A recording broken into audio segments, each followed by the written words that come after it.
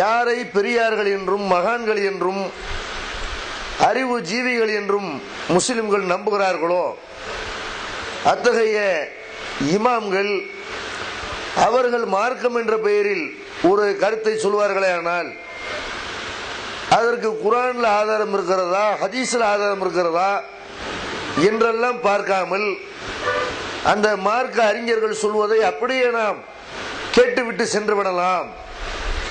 மதுஹபின் பெயரால் என்ன சட்டங்கள் எல்லாம் நமக்கு சொல்லப்பட்டிருக்கிறதோ அதை அப்படியே நாம் பின்பற்றுவதுதான் நேர்வழி, அதுதான் இஸ்லாம் என்று பெரும்பாலான முஸ்லிம்கள் நினைத்துக் கொண்டிருக்கிறார்கள்.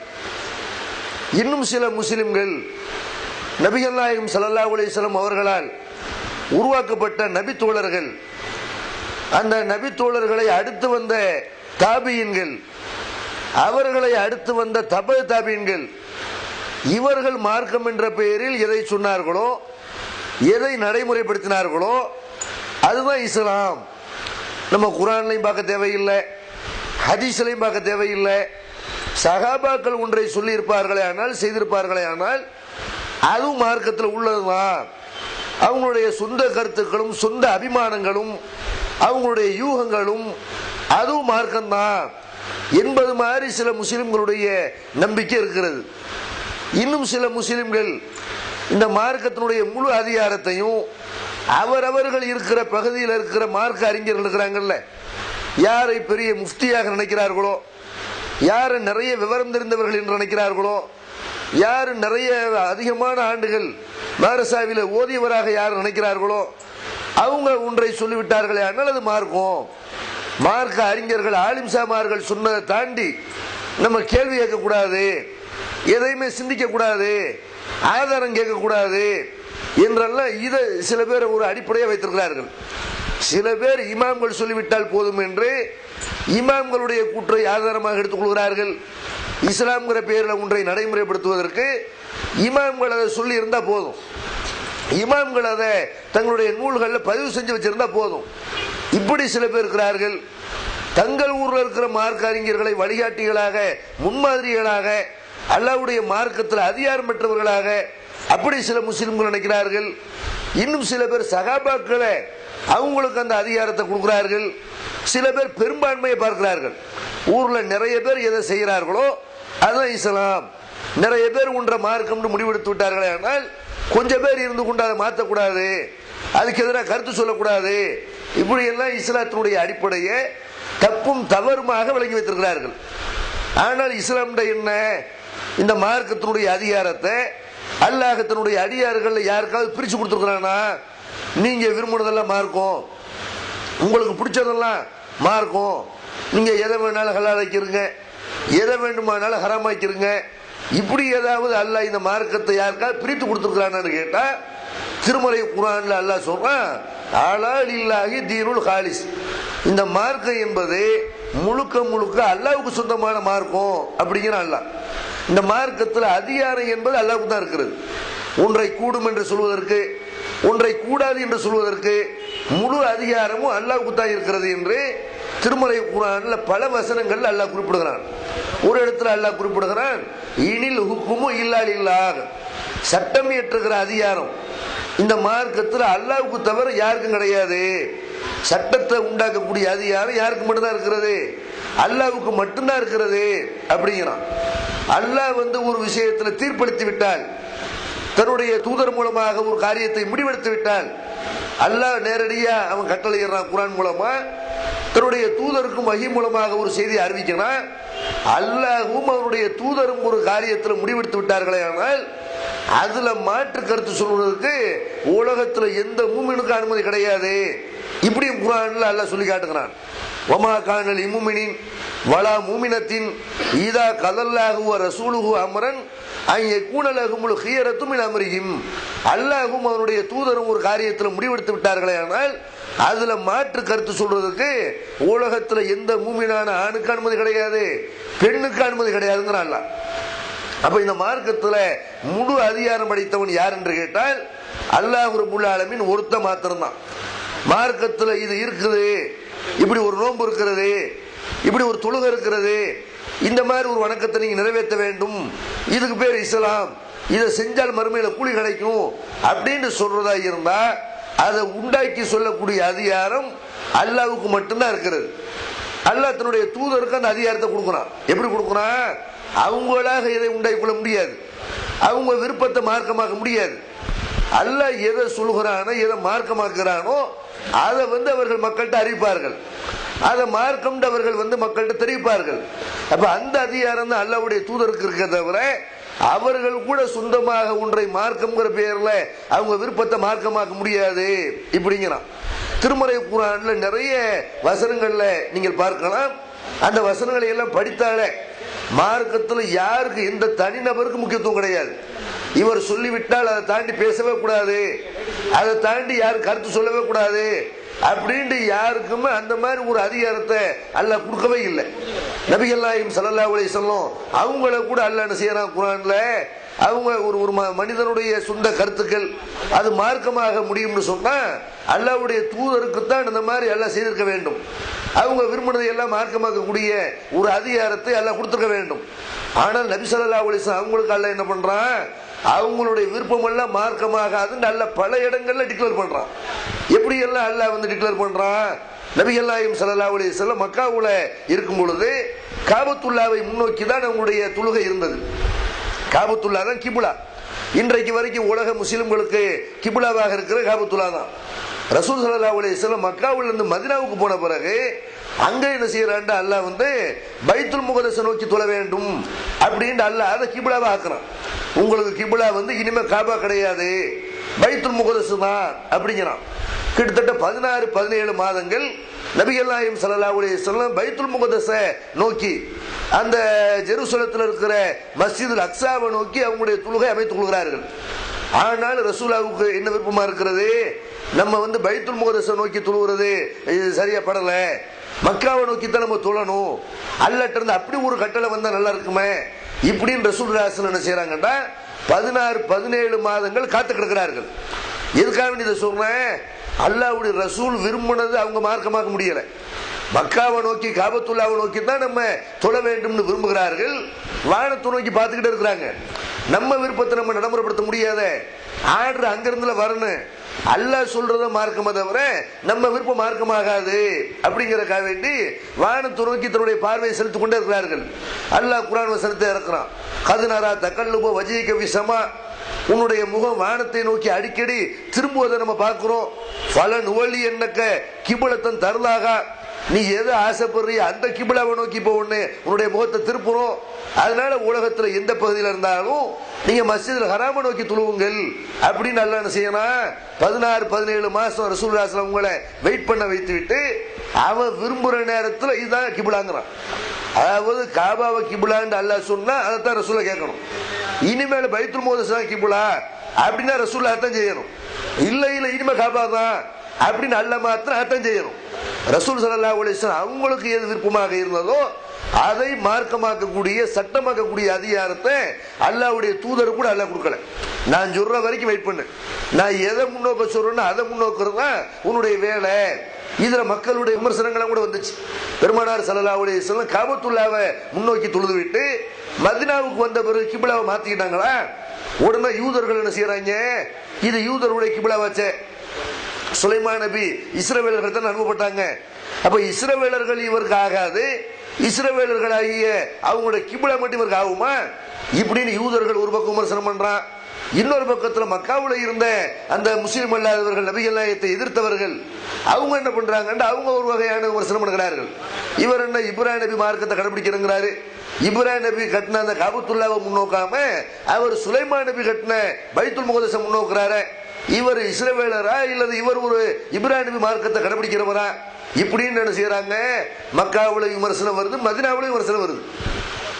விமர்சனத்துக்காக வேண்டி ரசூலுல்லாஹ் நம்ம ஏதாவது ஒன்று ஸ்டாண்டர்டா செஞ்சிருவோம், அல்லாஹ் மாத்திக்கிட்டே இருந்தா நம்ம மாத்த தேவையில்லை, நம்ம விருப்பம் கிபுலா தான், நம்ம இப்ராஹிம் மார்க்கத்தை கடைபிடிக்கணும், அது எப்படி பைத்துல் முகதஸை முன்னோக்குறது அப்படின்னு தன்னுடைய விருப்பத்தை நபி ஸல்லல்லாஹு அலைஹி வஸல்லம் நடைமுறைப்படுத்துறாங்களா? இல்ல, அல்லாஹ்ட்ட இருந்து ஆர்டர் வரணும் இப்படி காத்துத்தான் கிடந்தார்கள். அப்ப அல்லாஹ்வுடைய தூதருக்கு அவங்க விருப்பத்தை மார்க்கமாக்க முடியாது என்றால் இமாம்களுக்கு ஒரு விஷயத்தை மார்க்கமாக்கக்கூடிய அதிகாரம் இருக்குதா? இன்னைக்கு முஸ்லிம்கள் அப்படி நம்புறாங்க.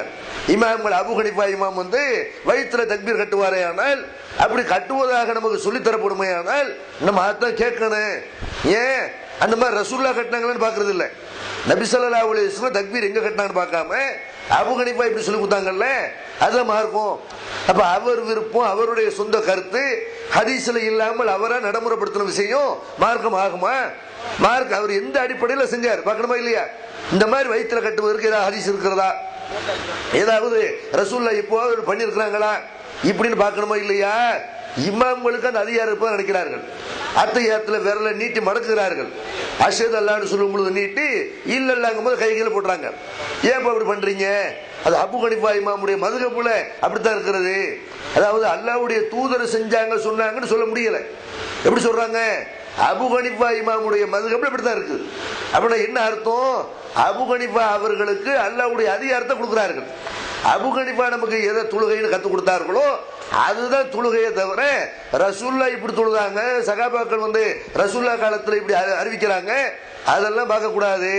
இப்படி என்ன செய்யறாங்க? அதிகாரங்களை வந்து சட்டம் போடக்கூடிய அதிகாரத்தை, எப்படி தொழ வைக்க வேண்டும், எப்படி நோன்பு வைக்க வேண்டும், இந்த அதிகாரங்களை எல்லாம் அல்லாஹ்வுடைய தூதருக்கு இல்லாத ஒரு அதிகாரத்தை அல்லாஹ் சொல்லிதான் அவங்க நடைமுறைப்படுத்த முடியும். அப்ப அல்லாஹ்வுடைய தூதருக்கு இந்த மார்க்கத்தில் இல்லாத அதிகாரத்தை இமாம்களுக்கு முஸ்லிம்கள் கொடுக்குறாங்களா இல்லையா? அதே மாதிரி பாருங்க, திருமறை குர்ஆன்ல அல்லாஹ் வந்து சொல்லி காட்டுகிறான். நபிகள் நாயகம் ஸல்லல்லாஹு அலைஹி வஸல்லம் மனைவிமார்கள் விஷயத்துல ஒரு வசனம் இறங்குது. என்ன வசனம் இறங்குது? பெருமானார் ஸல்லல்லாஹு அலைஹி வஸல்லம் காலத்துல முஸ்லிம் பெண்கள் எல்லாருமே முகம் திறந்த நிலைமையில தான் இருந்தார்கள். முகம் திறந்துதான் காட்சி தர வேண்டும் என்று அல்லாஹ் அவங்களுக்கு கட்டளையிடுறான். எப்படி கட்டளையிடுறான்? யா அய்யுஹன் நபி குல்லி அஸ்வாஜிக வ பனாத்திக வ நிசாயில் முஃமினீன யுதுனீன அலைஹின்ன மின் ஜலாபிபிஹின்ன. நபியே, உன் மனைவிமார்களுக்கு சொல்லு, உன் பொம்பளை பிள்ளைகளுக்கு சொல்லு, மூமியனான அனைத்து பெண்களுக்கும் சொல்லு, அவர்கள் ஜில்பாபு என்ற முக்காடுகளால் தங்களை மறைத்துக் கொள்ள வேண்டும் அப்படிங்கிற அல்லாஹ். ஜில்பாபுண்டா என்ன? ஜில்பாபுண்டா எப்படி இருக்கணும், அந்த முக்காடு எப்படி இருக்கணும், அது அல்லாஹ் விளக்குறான். யுதுனீன அலைஹின்ன மின் ஜலாபிபிஹின்ன. அவர்கள் வந்து அந்த ஜில்பாபு போடும் பொழுது அது வந்து அவர்கள் வந்து தங்களை மறைத்துக் கொள்ள வேண்டும். அது எப்படி இருக்கணும்? ஸாலிக அத்னா யூரஃபன. அவர்கள் யார் என்று அறியப்படக்கூடிய வகையில் அது இருக்கணும். ஜில்பாபு எப்படி இருக்கணும்னு கேட்டா, மூஞ்சியை மூடிக்கிட்டு ஆனா பெண்ணான்னு தெரியாத அளவுக்கு அப்படி இருக்கக்கூடாது. நல்லவரா கெட்டவரா, எந்த குடும்பத்தை சார்ந்தவரு, இப்படிலாம் தெரியாம இருக்கக்கூடாது. அப்ப தான் யார் என்பதை காட்டக்கூடிய வகையில முகத்தை திறந்திருக்கிற நிலைமையில அப்படித்தான் பெண்கள் முக்காடு அணிய வேண்டும். அதே நேரத்தில் அவங்க முழு உடலையும் திறந்துடக்கூடாது. அடுத்தவர்கள் வந்து கேலி கிண்டலுக்கு ஆளாக்குற அளவுக்கு, தொல்லைகளுக்கு உள்ளாக்குற அளவுக்கு அப்படியும் அவங்களுடைய ஆடை இருக்கக்கூடாது. அதுனா யூரஃபுன ஃபல யூதைன. அவர்கள் யார் என்று அறியப்படக்கூடிய வகையிலே இருக்கணும். தொல்லைக்கு உள்ளாக்கப்படாமல் இருக்க வேண்டும். இந்த வகையில் அவங்க தங்களை மறைத்துக் கொள்ள வேண்டும் என்று அல்லாஹ் திருக்குர்ஆன்ல வசனத்தை இறக்குறான். இந்த வசனத்தை நபிகள் நாயகம் ஸல்லல்லாஹு அலைஹி வஸல்லம் தன்னுடைய மனைவிமார்களுக்கும் சொல்லி, பொம்பளை பிள்ளைகளுக்கும் சொல்லி, எல்லா மூமினான பெண்களுக்கும் சொல்லி, எல்லாரும் முகம் திறந்த நிலைமையில தான் ஒட்டுமொத்த சகாபி பெண்களும் இருக்கிறார்கள். இந்த நிலைமையில உமர் ரலியல்லாஹு செய்யறாங்க. அவங்க பாக்குறாங்க, இந்த சட்டம் எல்லாருக்கும் பொதுவானதுன்னா அது ஓகே தான், பிரச்சனை இல்லை. ஆனால் அல்லாஹ்வுடைய தூதருடைய மனைவிமார்களை பொறுத்த வரைக்கும் நம்ம தாய்மார்கள் மாதிரி மதிக்கணுமா இல்லையா? நபி ஸல்லல்லாஹு அலைஹி வஸல்லம் மனைவிமார்களை பொறுத்த வரைக்கும் மூமின்களுடைய தாய்மார்கள். அப்ப அவங்கள யாரும் பார்க்காம இருக்கணும், அப்பதான் அந்த மரியாதை இருக்கும். பார்த்தார்களே ஆனால் மற்ற பெண்களை பார்க்கிற மாதிரி அவங்க ஒரு ரசிக்கிற மாதிரி நிலைமை ஏற்பட்டு விடும். அதனால நல்லவனு இருப்பான், கெட்டவனு இருப்பான். நபிகள் நாயகம் ஸல்லல்லாஹு அலைஹி வஸல்லம் வீட்டுக்கு பல மாதிரியான முனாஃபிக்குகள் கூட வருவார்கள் சந்திக்கிறதுக்காக வேண்டி, வேற மதத்தவர்கள் கூட வருவார்கள். இப்ப எல்லாரும் வரக்கூடிய ஒரு இடத்துல நபிகள் நாயகத்துடைய மனைவியர் முகம் திறந்திருப்பது நல்லது கிடையாது அப்படின்னு உமர் ரலியல்லாஹு நினைக்கிறாங்க. உமர் ரலியல்லாஹு நினைச்ச உடனே மார்க்கமாயிருமா? அது ரசூல் ஸல்லல்லாஹு அலைஹி வஸல்லம் அவங்கள்ட்ட போய் சொல்றாங்க, அல்லாஹ்வுடைய தூதரே, உங்க மனைவிமார்களுக்கு தனி சட்டம் போடுங்க. உங்க மனைவிமார்களுக்கு என்ன சொல்லுங்க, இந்த மாதிரி அவங்க முகத்தை வந்து திரையிட வேண்டும், முகத்தை வெளியே காட்டக்கூடாது அப்படின்னு சொல்லுங்க. உமர் ரலியல்லாஹு வற்புறுத்துறாங்க. வற்புறுத்துற மட்டும் இல்ல, ரசூலுல்லாஹ்வுடைய மனைவிமார்களை அவர் பார்க்கும் போதெல்லாம் அவர் வந்து அவங்களை விமர்சிக்கிறார். உங்களை பார்த்தா தெரியுத ரசூலுல்லாஹ்வுடைய மனைவின்னு தெரியுத, சவுதான்னு தெரியுத, ஹப்சான்னு தெரியுத, உங்களை பார்த்தா வந்து சஃபியான்னு தெரியுத, இப்படிங்கிற மாதிரி பார்க்கிற இடத்துல என்ன செய்யறாரு, எப்படியாவது உங்க முகத்தை மூடிடணும், மற்ற பெண்கள் மாதிரி இல்லாம அவங்க ஒரு தனி ஒரு சிறப்பு சட்டத்தோடு இருக்கணும் இப்படின்னு ஆசைப்பட்டு தெரிவிக்கிறார். ஆனால் ரசூலுல்லாஹ் என்ன செய்யறாங்க, உமருடைய கருத்தை ஏற்று நல்ல கருத்தா இருக்கிறது, நாளைக்கு இந்த அந்த மாதிரி சட்டம் ஆக்கிடுவோம், என் மனைவிமார்களுக்கு மட்டும் தனி சட்டம் அப்படின்னு ரசூலா பண்ணாங்களா? பண்ணல. ஏன் பண்ணல? அல்லாஹ் ஒரு சட்டத்தை சொல்றான், அது எல்லாருக்கும் பொதுவா சொல்றான், உன் மனைவிமார்களுக்கு அந்த சட்டம் சொல்றான். நம்ம இப்படி இன்னொரு சட்டம் போடுறது? சட்டம் போடக்கூடிய இடத்துல அல்லாஹ் இருக்கிறான். எஜமான் அவன் தான், நம்ம அடிமை. அவன் சொல்லக்கூடியதை கேட்டு போகணுமே தவிர இல்ல எனக்கு சரியா படல அப்படிலாம் நம்ம கற்பனை பண்ணக்கூடாது என்று பெருமானார் ஸல்லல்லாஹு அலைஹி வஸல்லம் அந்த மாதிரி சட்டத்தை தன்னுடைய மனைவிமார்களுக்கு போடவே கிடையாது. அப்புறமேல அல்லாஹ் என்ன செய்யறான், ஒரு விருந்துக்காக வேண்டி முஸ்லிம்கள்லாம் நபி ஸல்லல்லாஹு அலைஹி வஸல்லம் வீட்டுக்கு வந்த நேரத்தில் ஒரு பெண்ணை திருமணம் பண்றாங்க ரசூலுல்லாஹ். அந்த வீட்டுக்கு ஜெயினபர்கள் அவங்களை ரசூலுல்லாஹி ஸல்லல்லாஹு அலைஹி வஸல்லம் திருமணம் முடித்த அந்த நாளையில வீட்டில் உட்கார்ந்துட்டு யாரும் போக மாட்டேங்கிறாங்க. விருந்துக்கு வந்து சாப்பிட்டு போயிடணும்ல, அங்கே உட்காந்து வெத்தலை பார்க்க போட்டு சில ஆளுங்க விருந்துக்கு போனார்களே, ஆனால் அங்கே உட்காந்து கதை பேசுறது. அப்ப பெண்கள் சாப்பிட மாட்டாங்க, எல்லார் வீடும் பெருசா இருக்குமா, பெண்கள் சமயக்கட்டில நிற்பாங்க. சாப்பிட்டு ஒதுங்கி போனா தான் அங்க பெண்கள் உட்கார்ந்து அடுத்து சாப்பிடுறது சரியா வரும்.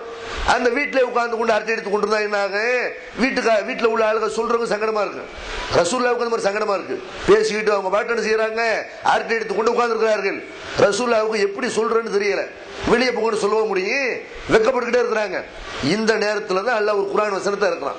ஒரு வீட்டுக்கு விருந்துக்கு சென்றீர்களே ஆனால், நபியினுடைய வீடுகளுக்கு விருந்துக்கு சென்றீர்களே ஆனால் நீங்க சாப்பிட்டு முடிச்ச உடனே கிளம்பிருங்கப்பா, அந்த இடத்துல இருக்காதீங்க அப்படின்னு சொல்லிட்டு அல்லாஹ் சொல்றான், வைதா சால்துமுஹுன்ன ஃபஸாலுஹுன்ன மின் வராய் ஹிஜாப்.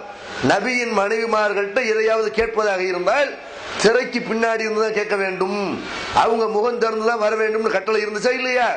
இத உமர் அவர்கள் இல்ல முகத்தவங்க திறந்துக்க கூடாது, ரசூலுல்லாஹ் மனைவிமார்கள் தனியா தெரியணும் இப்படின்னு சொன்னார் பாருங்க, வலியுறுத்திக்கிட்டே இருந்தாரு. இது அல்லாஹ் என்ன செய்யறான், பின்னாடி அவன் எப்ப விரும்புகிறானோ அப்ப அதை மார்க்கமாக்குறான். ரசூலுல்லாஹ்வுடைய மனைவிமார்களுக்கு மட்டும் முகத்தை அவங்க வந்து திறந்திருக்க கூடாது, முகத்தை மூடிதான் இருக்க வேண்டும், மற்ற பெண்கள் தான் முகத்தை திறந்திருக்கணும் இப்படிங்கிற அல்லாஹ். அப்ப அல்லாஹ்ட்ட இருந்து ஆர்டர் வர்ற வரைக்கும் நபிகள் நாயகம் ஸல்லல்லாஹு அலைஹி வஸல்லம் தன் மனைவிமார்களுக்கு தனி சட்டம் போட முடிஞ்சா? இல்ல. அப்ப ரசூலுல்லாஹ்வுக்கு அந்த மார்க்கத்தில் என்ன அதிகாரம்? அல்லாஹ் எதை சட்டம் போடுறானோ அதைத்தான் அவர்கள் நடைமுறைப்படுத்த முடியுமே தவிர அவங்களுடைய விருப்பத்தை, அவங்களுடைய சொந்தக்காரருடைய விருப்பத்தை, முக்கியமான சகாபாக்களுடைய விருப்பத்தை எல்லாம் மார்க்கமாக்க முடியாது என்றால் அப்ப இமாம்களுக்கு எங்க இருக்கு அதிகாரம்? எத்தனை பேர் பெருநாள் தொழுகிறார்கள். இந்த பெருநாள் தொழுகையில் என்ன செய்யறாங்கன்னு கேட்டா, அவங்க 3+3 தக்பீர், அதாவது ஹனபிகள் நிறைந்திருக்கக்கூடிய பகுதிகளில் ஹனபிகள் வந்து அவங்க தொழுகை நடத்துவார்கள் ஆனால், பெருநாள் தொழுகை நடத்துவார்கள் ஆனால் முதல் ரக்காத்துல அதிகப்படியா 3 தக்பீர் சொல்லுவாங்க, இரண்டாவது ரக்காத்துல அதே மாதிரி 3 தக்பீர் சொல்லுவாங்க. ரசூல் ஸல்லல்லாஹு அலைஹி வஸல்லம் 7 தக்பீரும் 5 தக்பீர் தான் சொல்லி இருக்கிறாங்க. முதல் ரக்காத்துல 7 தக்பீர், இரண்டாவது ரக்காத்துல 5 தக்பீர் நின்றுகிட்ட அல்ஹம்து சூரா ஓதுறதுக்கு முன்னாடி அதிகப்படியா பெருநாள்ல தக்பீர் சொல்லி இருக்கிறார்கள். அப்ப ரசூலுல்லாஹ் இப்படி சொல்லி இருக்கிறாங்களான்னு கேட்டா இல்ல, அபூ ஹனீஃபா இமாம்கள் இப்படி தான் சொல்லி இருக்கிறாரு. எப்படி? முதல் ரக்காத்துல 3 தக்பீர், அடுத்த ரக்காத்துல 3 தக்பீர், இப்படித்தான் அபூ ஹனீஃபா இமாம் கத்து கொடுத்துருக்காங்க. அப்ப மார்க்கத்துடைய அதிகாரத்தை யார் கொடுக்குறாங்க? அபூ ஹனீஃபா தொழுகைன்னு எதை கத்து கொடுத்தாங்களோ அதான் தொழுகை. ரசூலுல்லாஹ் கத்து கொடுத்ததுன்னா எங்களுக்கு வேணாம் இப்படிங்கிற மாதிரி முஸ்லிமோட நடவடிக்கை இருக்குதா இல்லையா? ஒரு பொருளை சாப்பிடலாமா கூடாதுன்னு பிரச்சனை, சாப்பிடாம கூடாதுன்னா குர்ஆன்ல பார்க்கணும், அல்லாஹ்வுடைய தூதருடைய அந்த போதனைகளை பார்க்கணும். அப்படி பார்க்காம என்ன செய்யறாங்க, அபூ ஹனீஃபா இமாமுடைய மதுஹபை பின்பற்றக்கூடியவராக இருந்தா ஹனபி மதுஹபுக்காருக்கு இதெல்லாம் சாப்பிடக்கூடாது, அதே பொருள் ஷாஃபி மதுஹபுக்காரங்க சாப்பிடலாம், இவருக்கு ஒண்ணு ஹலால்னா இவருக்கு ஒண்ணு ஹராம், ஹனபிகாருக்கு ஒண்ணு ஹராம்னா அது ஷாஃபிகாருக்கு ஹலால். அதாவது ஹலால் ஹராம்ல கூட அதை முடிவெடுக்கக்கூடிய அதிகாரம் யாருக்கு இருக்கிறது? இமாம்களுக்கு இருக்கிற, அபூ ஹனீஃபாவுக்கு இருக்கிறது, ஷாஃபிக்கு இருக்கிறது. அப்படின்ற அல்லாஹ்வுடைய அதிகாரத்தை முஸ்லிம்கள் இமாம்களுக்கு இருப்பதாக நினைக்கிறாங்களா இல்லையா? அந்த மாதிரி ஒரு அதிகாரத்தை அல்லாஹ் தன்னுடைய தூதர் கொடுத்தாங்கன்னா எந்த கட்டத்திலும் கொடுக்கல. இப்ப நபிகள் நாயகம் ஸல்லல்லாஹு அலைஹி வஸல்லம் தாயார் விஷயம், அவங்களுடைய தாயார் வந்து இணை வைக்கக்கூடிய காலத்துல இஸ்லாத்தை ஏற்காமல் மூத்தா போயிடுறாங்க. ரசூலுல்லாஹ் அவங்க சிறு குழந்தையாக இருக்கும்போது அவங்களுடைய தாயார் இறந்து போயிடுறாங்க. இறந்து போனால் இப்ராஹிம் நபியுடைய மார்க்கத்தை கடைபிடிக்கக்கூடியவர்கள் மக்காவுல இருக்கத்தான் செஞ்சாங்க. அல்லாஹ்வை தவிர யாரையும் வணங்கக்கூடாது, பொம்பளை பிள்ளைகளை கொலை செய்யக்கூடாது, நம்ம வந்து இறைவன் அல்லாத மற்றவருடைய பேரை சொல்லி அறுக்கப்பட்டாலும் சாப்பிடக்கூடாது என்று இப்ராஹிம் நபி எதை பிரச்சாரம் செய்தார்களோ அந்த மார்க்கத்தை அப்படியே பின்பற்றி நடக்கக்கூடிய சில மக்கள் அவங்க காலத்தில், ரசூலுல்லாஹ்வுடைய தாய் காலத்தில், தகப்பனார் காலத்தில் இருந்தார்கள். ஆனால் இவங்க அவங்க கூட சேரல. மக்காவுல இருந்த அந்த சிலை வணக்கத்தில் இருந்தவர்கள் என்ன கொள்கையில் இருந்தார்களோ அந்த பலதெய்வ வழிபாட்டில் தான் ரசூலுல்லாஹ்வுடைய தாயார் இருந்தாங்க, தகப்பனார் இருந்தாங்க. ரசூலுல்லாஹ் என்ன நினைக்கிறாங்கன்றா, நம்ம அகிலத்தின் முன்மாதிரியா இருக்கிறோம், அகிலத்துக்கு அற்புடையா இருக்கிறோம், நம்மளை கியாமத் நாள் வரைக்கும் அல்லாஹ் நபியை அனுப்பியிருக்கிறான், நம்ம வந்து அல்லாஹ்ட்ட கேட்டு பார்ப்போமே, தாய்க்காக வேண்டி பாவ மன்னிப்பு கேட்பதற்கு அல்லாஹ்ட்ட அனுமதி கேட்போமே இப்படின்னு ரசூலுல்லாஹ் விரும்புறாங்க. அவங்களுடைய தாயாருடைய பாவங்கள் மன்னிக்கப்பட்டு அவங்க சொர்க்கத்துக்கு போகணும். நமக்கெல்லாம் அப்படிதான் ஆசை இருக்கு, நம்ம தாய் தகப்பனார் சொர்க்கம் செல்ல வேண்டும் என்றுதான் நம்ம ஒவ்வொருத்தோர் விரும்புவோம். அல்லாஹ்வுடைய தூதரை விரும்புகிறார்கள். விரும்பி செஞ்சிட்டாங்களா? அந்த மாதிரி விரும்பியதை செய்யக்கூடிய ஒரு அதிகாரத்தை அல்லாஹ்வுடைய தூதருக்கு அல்லாஹ் கொடுத்தானா? கொடுக்கல. ரசூலுல்லாஹ்ட்ட பெர்மிஷன் கேட்கறாங்க, இறைவா எனக்கு வந்து என்னுடைய தாய்க்காக வேண்டி பாவ மன்னிப்பு கேட்பதற்கு அனுமதி வேணும். அல்லாஹ் அனுமதி மறுத்துட முடியாது. மாகாணலி நபியின் வல்லதீன ஆமனு ஐ யஸ்தக்பிருலில் முஷ்ரிக்கீன, இணை வைப்பவர்களுக்காக வேண்டி பாவ மன்னிப்பு தேடுவது நபிக்கு அனுமதி கிடையாது, மூமின்கள் யாருக்கு அனுமதி கிடையாது. வலவுகானு உலி குர்பா, அவர்கள் எவ்வளவுதான் நெருங்கிய உறவினர்களாக இருந்தாலும் இணை வைப்பவர்களுக்கு பாவ மன்னிப்பு கேட்பதற்கு நபிக்கு அனுமதி கிடையாதுன்னு அல்லாஹ். ரசூல் ஸல்லல்லாஹு அலைஹி வஸல்லம் தன்னுடைய தாயாருடைய கபூர்ல நின்று கொண்டு அழுகுறார்கள். சஹாபாக்கள்லாம் சேர்ந்து என்ன செய்யறாங்க, அவங்களும் அழுகுறாங்க. ரசூலுல்லாஹி ஸல்லல்லாஹு அலைஹி வஸல்லம் காரணத்தை சொல்றாங்க, என் தாயாருடைய பாவங்கள் மன்னிக்கப்பட வேண்டும் என்று அல்லாஹ்ட்ட நான் அனுமதி கேட்டேன், பாவ மன்னிப்பு கேட்கறதுக்கு அனுமதி கேட்டேன், அல்லாஹ் அனுமதி மறுத்துட்டான். அதே நேரத்தில் அவங்களுடைய கபரை சியாரத்து பண்ணலாமா அப்படின்னு கேட்டேன், அதுக்கு அல்லாஹ் அனுமதி கொடுத்துட்டான் இப்படிங்கிறாங்க. அப்ப நம்ம என்ன விளங்குறோம்? நபியல்லாஹு ஸல்லல்லாஹு அலைஹி வஸல்லம் தன் தாயாருக்காக துஆ செய்யறதா இருந்தாலும் கூட, பாவ மன்னிப்பு கேட்பதா இருந்தா கூட, இணை வைப்பவர்களுக்கு பாவ மன்னிப்பு கேட்கக்கூடாதுன்னு பொதுவான சட்டம் இருக்கா இல்லையா? அந்த சட்டத்தில் ஒரு விதிவிலக்கு செய்வதாக இருந்தால் அல்லாஹ் தான் விதிவிலக்கு செய்யணுமே தவிர ரசூலுல்லாஹி ஸல்லல்லாஹு அலைஹி வஸல்லம் அவங்களுக்கு விதிவிலக்கை செய்யக்கூடிய ஒரு அதிகாரம் இந்த மார்க்கத்தில் இல்ல. அல்லாஹ்வுக்கு மட்டும்தான் அதிகாரம் இருக்கு. அப்படின்னா இந்த அதிகாரத்தை முஸ்லிம்கள் என்ன செய்யறாங்க, பிரிச்சு கொடுக்குறாங்க. உலமாக்கள் நீங்க கொஞ்சம் வச்சுக்கிறீங்க, இமாம்கள் அவங்க விருப்பத்தை எல்லாம் மார்க்கமாக்கலாம். அதே மாதிரி ஊரில் இருக்கிற பெரும்பான்மையான மக்கள் 20 ரக்காத் ரமலான்ல 20 ரக்காத் தொழ வேண்டும் என்று பெரும்பான்மையான முஸ்லிம்கள் முடிவு பண்ணிட்டாங்களா? அதை மார்க்கும் இப்படி நினைக்கிறாங்களா இல்லையா? அப்ப அந்த அல்லாஹ்வுடைய அதிகாரம் மற்ற யாருக்காவது கொடுப்பானா? அல்லாஹ் தன்னுடைய தூதருக்கு கொடுக்கல, தன்னுடைய தூதரை நினைத்ததை செயல்படுத்த முடியல. அப்ப அந்த மார்க்கத்தினுடைய அதிகாரம் அல்லாஹ்வுக்கு மட்டும்தான் இருக்குதுன்னு முஸ்லிம்கள் விளங்கினால மதுஹபு இந்த சமுதாயத்தில் இருக்காது, தரிக்கா இருக்காது. தரிக்காங்கிற பேர்ல வச்சிருக்காங்களா இல்லையா? சாதிரியா தரிக்கா, காதிரியா தரிக்காங்கிற பேர்ல சில ஆள்களை ஷேகுமார்கள் என்று சொல்லிக்கொண்டு அவங்கள்ட்ட போய் பையத்து கொடுக்குறார்கள்.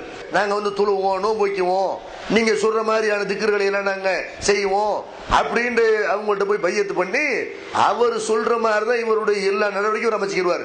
கல்யாணம் பண்ணணுமா ஷேக்கிட்ட போய் கேட்கணும், ஒரு கடை இருக்கணுமா ஷேக்கிட்ட போய் கேட்டு அனுமதி வாங்கணும், எந்த காரியம் பண்றா இருந்தாலும் தலாக்கு பண்றா இருந்தாலும் சரி ஷேக்கிட்ட போய் அனுமதி கேட்கணும். அவர் வந்து சொர்க்கத்துக்கான டிக்கெட் அவர் தான் வச்சிருக்கிறாராம். இன்னும் பஸ் டிக்கெட் நினைச்சிட்டாங்க, பஸ்ஸுக்கு டிக்கெட் கொடுக்குற மாதிரி கண்டக்டர் வேலை பார்க்குற மாதிரி இவர் டிக்கெட் கொடுத்த உடனே அவர் வாங்கிட்டு மறுமையில சொர்க்கத்துக்கு போயிடுவாரு இப்படின்னு முஸ்லிம்கள்ட்ட தரிக்கா இருக்குதா இல்லையா?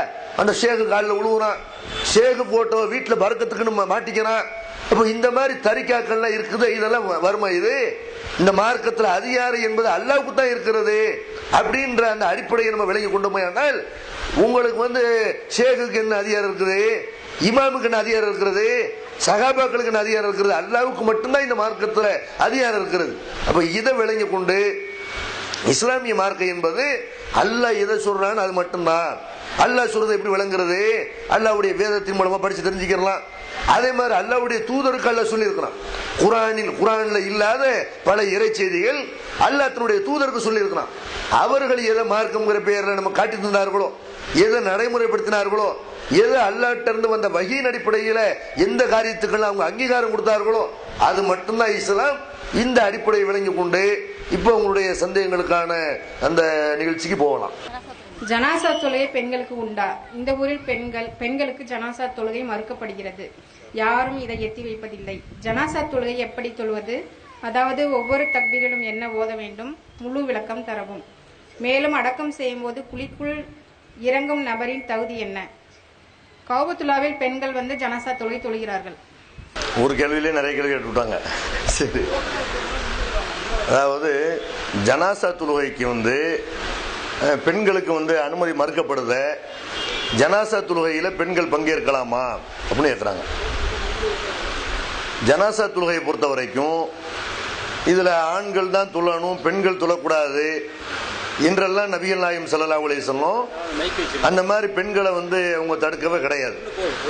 நபிகள் நாயகம் ஸல்லல்லாஹு அலைஹி வஸல்லம் உடைய காலத்துல ஆண்கள் எப்படி ஜனாசா தொழுகையில பங்கெடுத்தார்களோ அதே மாதிரி பெண்களும் பங்கெடுத்திருக்கிறார்கள்.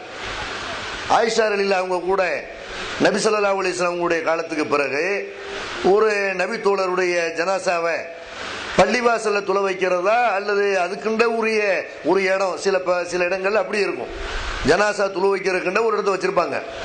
அப்ப பள்ளிக்குள்ள ஜனாசாவை கொண்டு வரலாமா, அங்க வச்சு துளு நடத்தலாமா, அல்லது அந்த ஜனாசாவுக்குன்னு ஒரு இடம் இருக்கும்ல, ஜனாசா துளு வைக்கிற ஒரு இடம், அந்த இடத்துல தான் ஜனாசா துளை வைக்கணுமா இப்படின்ற ஒரு சர்ச்சை வருது. பெரும்பாலான ஆளுங்க என்ன செய்யறாங்கன்ற இல்ல, ஜனாசா துளுக்குன்னு உள்ள இடத்துல தான் நம்ம மையத்தை கொண்டு போகணும் இப்படிங்கிற மாதிரி கருத்து சொல்றாங்க. அப்ப ஆயிஷா நாயகம் சொல்றாங்க, ஒரு நபி வழியை மக்கள் எவ்வளவு வேகமா மறந்து விட்டார்கள். ஒரு நபி தோழர் பேரை சுட்டி காட்டி இந்த நபி தோழருக்கு அவருடைய ஜனாசா பள்ளிவாசலுக்கு தான் கொண்டு வரப்பட்டது. பள்ளிவாசல்ல தான் ஆண்கள் பெண்கள் எல்லாருமே அந்த ஜனாசா தொழுகையில பங்கெடுத்தோம். அப்ப இப்படி ஒரு நபி வழியை மக்கள் ஈஸியா மறந்துட்டாங்களே, நீங்க பள்ளிவாசல் கொண்டு வாங்க அந்த மையத்தை என்று ஆயிஷா நாயகம் என்ன செய்யறாங்க, நபிகள் நாயகம் ஸல்லல்லாஹு அலைஹி வஸல்லம் காலத்துல பெண்கள்லாம் ஜனாசா தொழுகையில பங்கெடுத்தார்கள் என்று ஆயிஷா நாயகம் தெரிவிக்கிறார்கள். அப்ப ரசூலுல்லாஹ் காலத்துல ஜனாசா தொழுகையில ஆண்களுக்கு பின்னாடி இருந்து பெண்களும் ஜனாசா தொழுகையில பங்கெடுத்தாங்களா இல்லையா? அதே மாதிரி அபூ தல்ஹா அவருடைய மகன் உமைர் அவர்கள், அவர் சின்ன வயசு, அவர் மூத்தா போயிறாரு. அபூ தல்ஹாவுடைய மனைவி உம்மு சுலைம் ரலியல்லாஹு அவங்க என்ன செய்யறாங்கன்னு கேட்டா, நபிகள் நாயகம் ஸல்லல்லாஹு அலைஹி வஸல்லம் அவங்க தங்களுடைய வீட்டுக்கு அழைக்கிறாங்க. நீங்க வீட்டுல தொலை வைங்க, என்னுடைய மகனுக்காக வேண்டி வீட்டுல தொலை வைங்க அப்படின்னு ஒண்ணு நபி ஸல்லல்லாஹு அலைஹி வஸல்லம் வீட்டுல போய் அவருக்காக வேண்டி தொழுகை நடத்துறாங்க.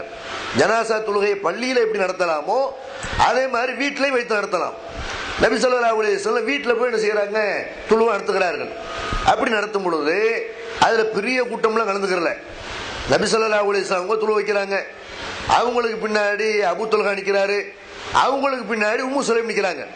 குடும்பத்தில் உள்ள நபர்கள் தான் என்ன செய்யறாங்க, அதுல கலந்து கொள்கிறார்கள். அந்த மாதிரி ஒருத்தருடைய வீட்டுல 4 பேர் இருந்தாலும் 5 பேர் இருந்தாலும் ஜனாசா தொழுகை தொழுவாரே, ஆனால் அதை யாருமே கண்டிக்க முடியாது. அவங்க ரசூலுல்லாஹி ஸல்லல்லாஹு அலைஹி வஸல்லம் என்ன செய்யறாங்க, உம்மு சுலைம் பின்னாடி நிக்கிறாங்கல்ல, பெண்கள் ஜனாசா தொழுகையில பெண்கள் கலந்து கூறக்கூடாது இருந்தா உம்மு சுலைம் நீ விளைவிக்க, அபூ தல்ஹா நான் மட்டும் நிக்கிறோம் அப்படின்னு இருப்பாங்க ரசூலுல்லாஹ். உம்மு சுலைமும் நிக்கிறது ரசூலுல்லாஹ் பார்த்து விட்டு ஜனாசா தொழ வைக்கிறார்கள் என்றால் பெண்கள் ஜனாசா தொழுகையில பங்கேற்கலாமா இல்லையா?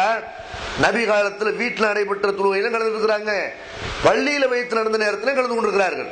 அந்த அடிப்படையில பெண்கள் தாராளமான செய்யலாம், ஜனாசா தொழுகையில பள்ளிவாசலுக்கு அவங்க ஜனாசாவில் பங்கெடுக்கலாம். ஆனால் இன்றைக்கு பெரும்பாலான பள்ளிவாசல்கள் சுன்னத்துல் ஜமாத்தினரால் நடத்தப்படக்கூடிய பள்ளிவாசல்கள்ல பெண்களுக்கு இந்த அனுமதி எல்லாம் மறுக்கப்படுது. ஜனாசா தொழுகை விடுங்க, 5 வேளை தொழுகைக்கே பள்ளிவாசல்ல உங்களுக்கு அனுமதி மறுக்கப்படுது. 5 வேளை தொழுகைக்கு அனுமதிக்கிறாங்களா? நபி ஸல்லல்லாஹு அலைஹி வஸல்லம் காலத்துல 5 வேளை தொழுகைக்குமே பெண்கள் பள்ளிவாசலுக்கு வந்தார்கள். 5 வேளை தொழுகைக்குமே, இஷாவாக இருக்கட்டும் சுபுகாக இருக்கட்டும், எந்த வேளை தொழுகையா இருந்தாலும் அந்த தொழுகைக்கு பெண்கள் வந்திருக்கிறார்கள். என்ன செய்யறாங்க, ஆண்களுக்கு பின்னாடி ரசூலுல்லாஹி ஸல்லல்லாஹு அலைஹி வஸல்லம் பெண்கள் வரிசையை பின்னாடி பாடுகிறார்கள். ஆண்கள் முதல் வரிசையில் இருப்பாங்க, அதுக்கப்புறம் ஆண்களுடைய வரிசை முடிந்து அடுத்து பெண்கள் இருப்பார்கள். ஒரு இமாம் தவறு செய்வாரையானால் அது ஆண்கள் சுட்டி காட்டுற மாதிரி பெண்களும் சுட்டி காட்டணும். அத்தஸ்பீகுல் ரிஜாலி வத்தஸ்பீகுல் நிசான்னாங்க நபி ஸல்லல்லாஹு அலைஹி வஸல்லம். அதாவது சுப்ஹானல்லாஹ் என்று சொல்லி ஒரு இமாம் தப்பு செய்து விட்டால் ஒரு ஆண் சுட்டி காட்டணும்.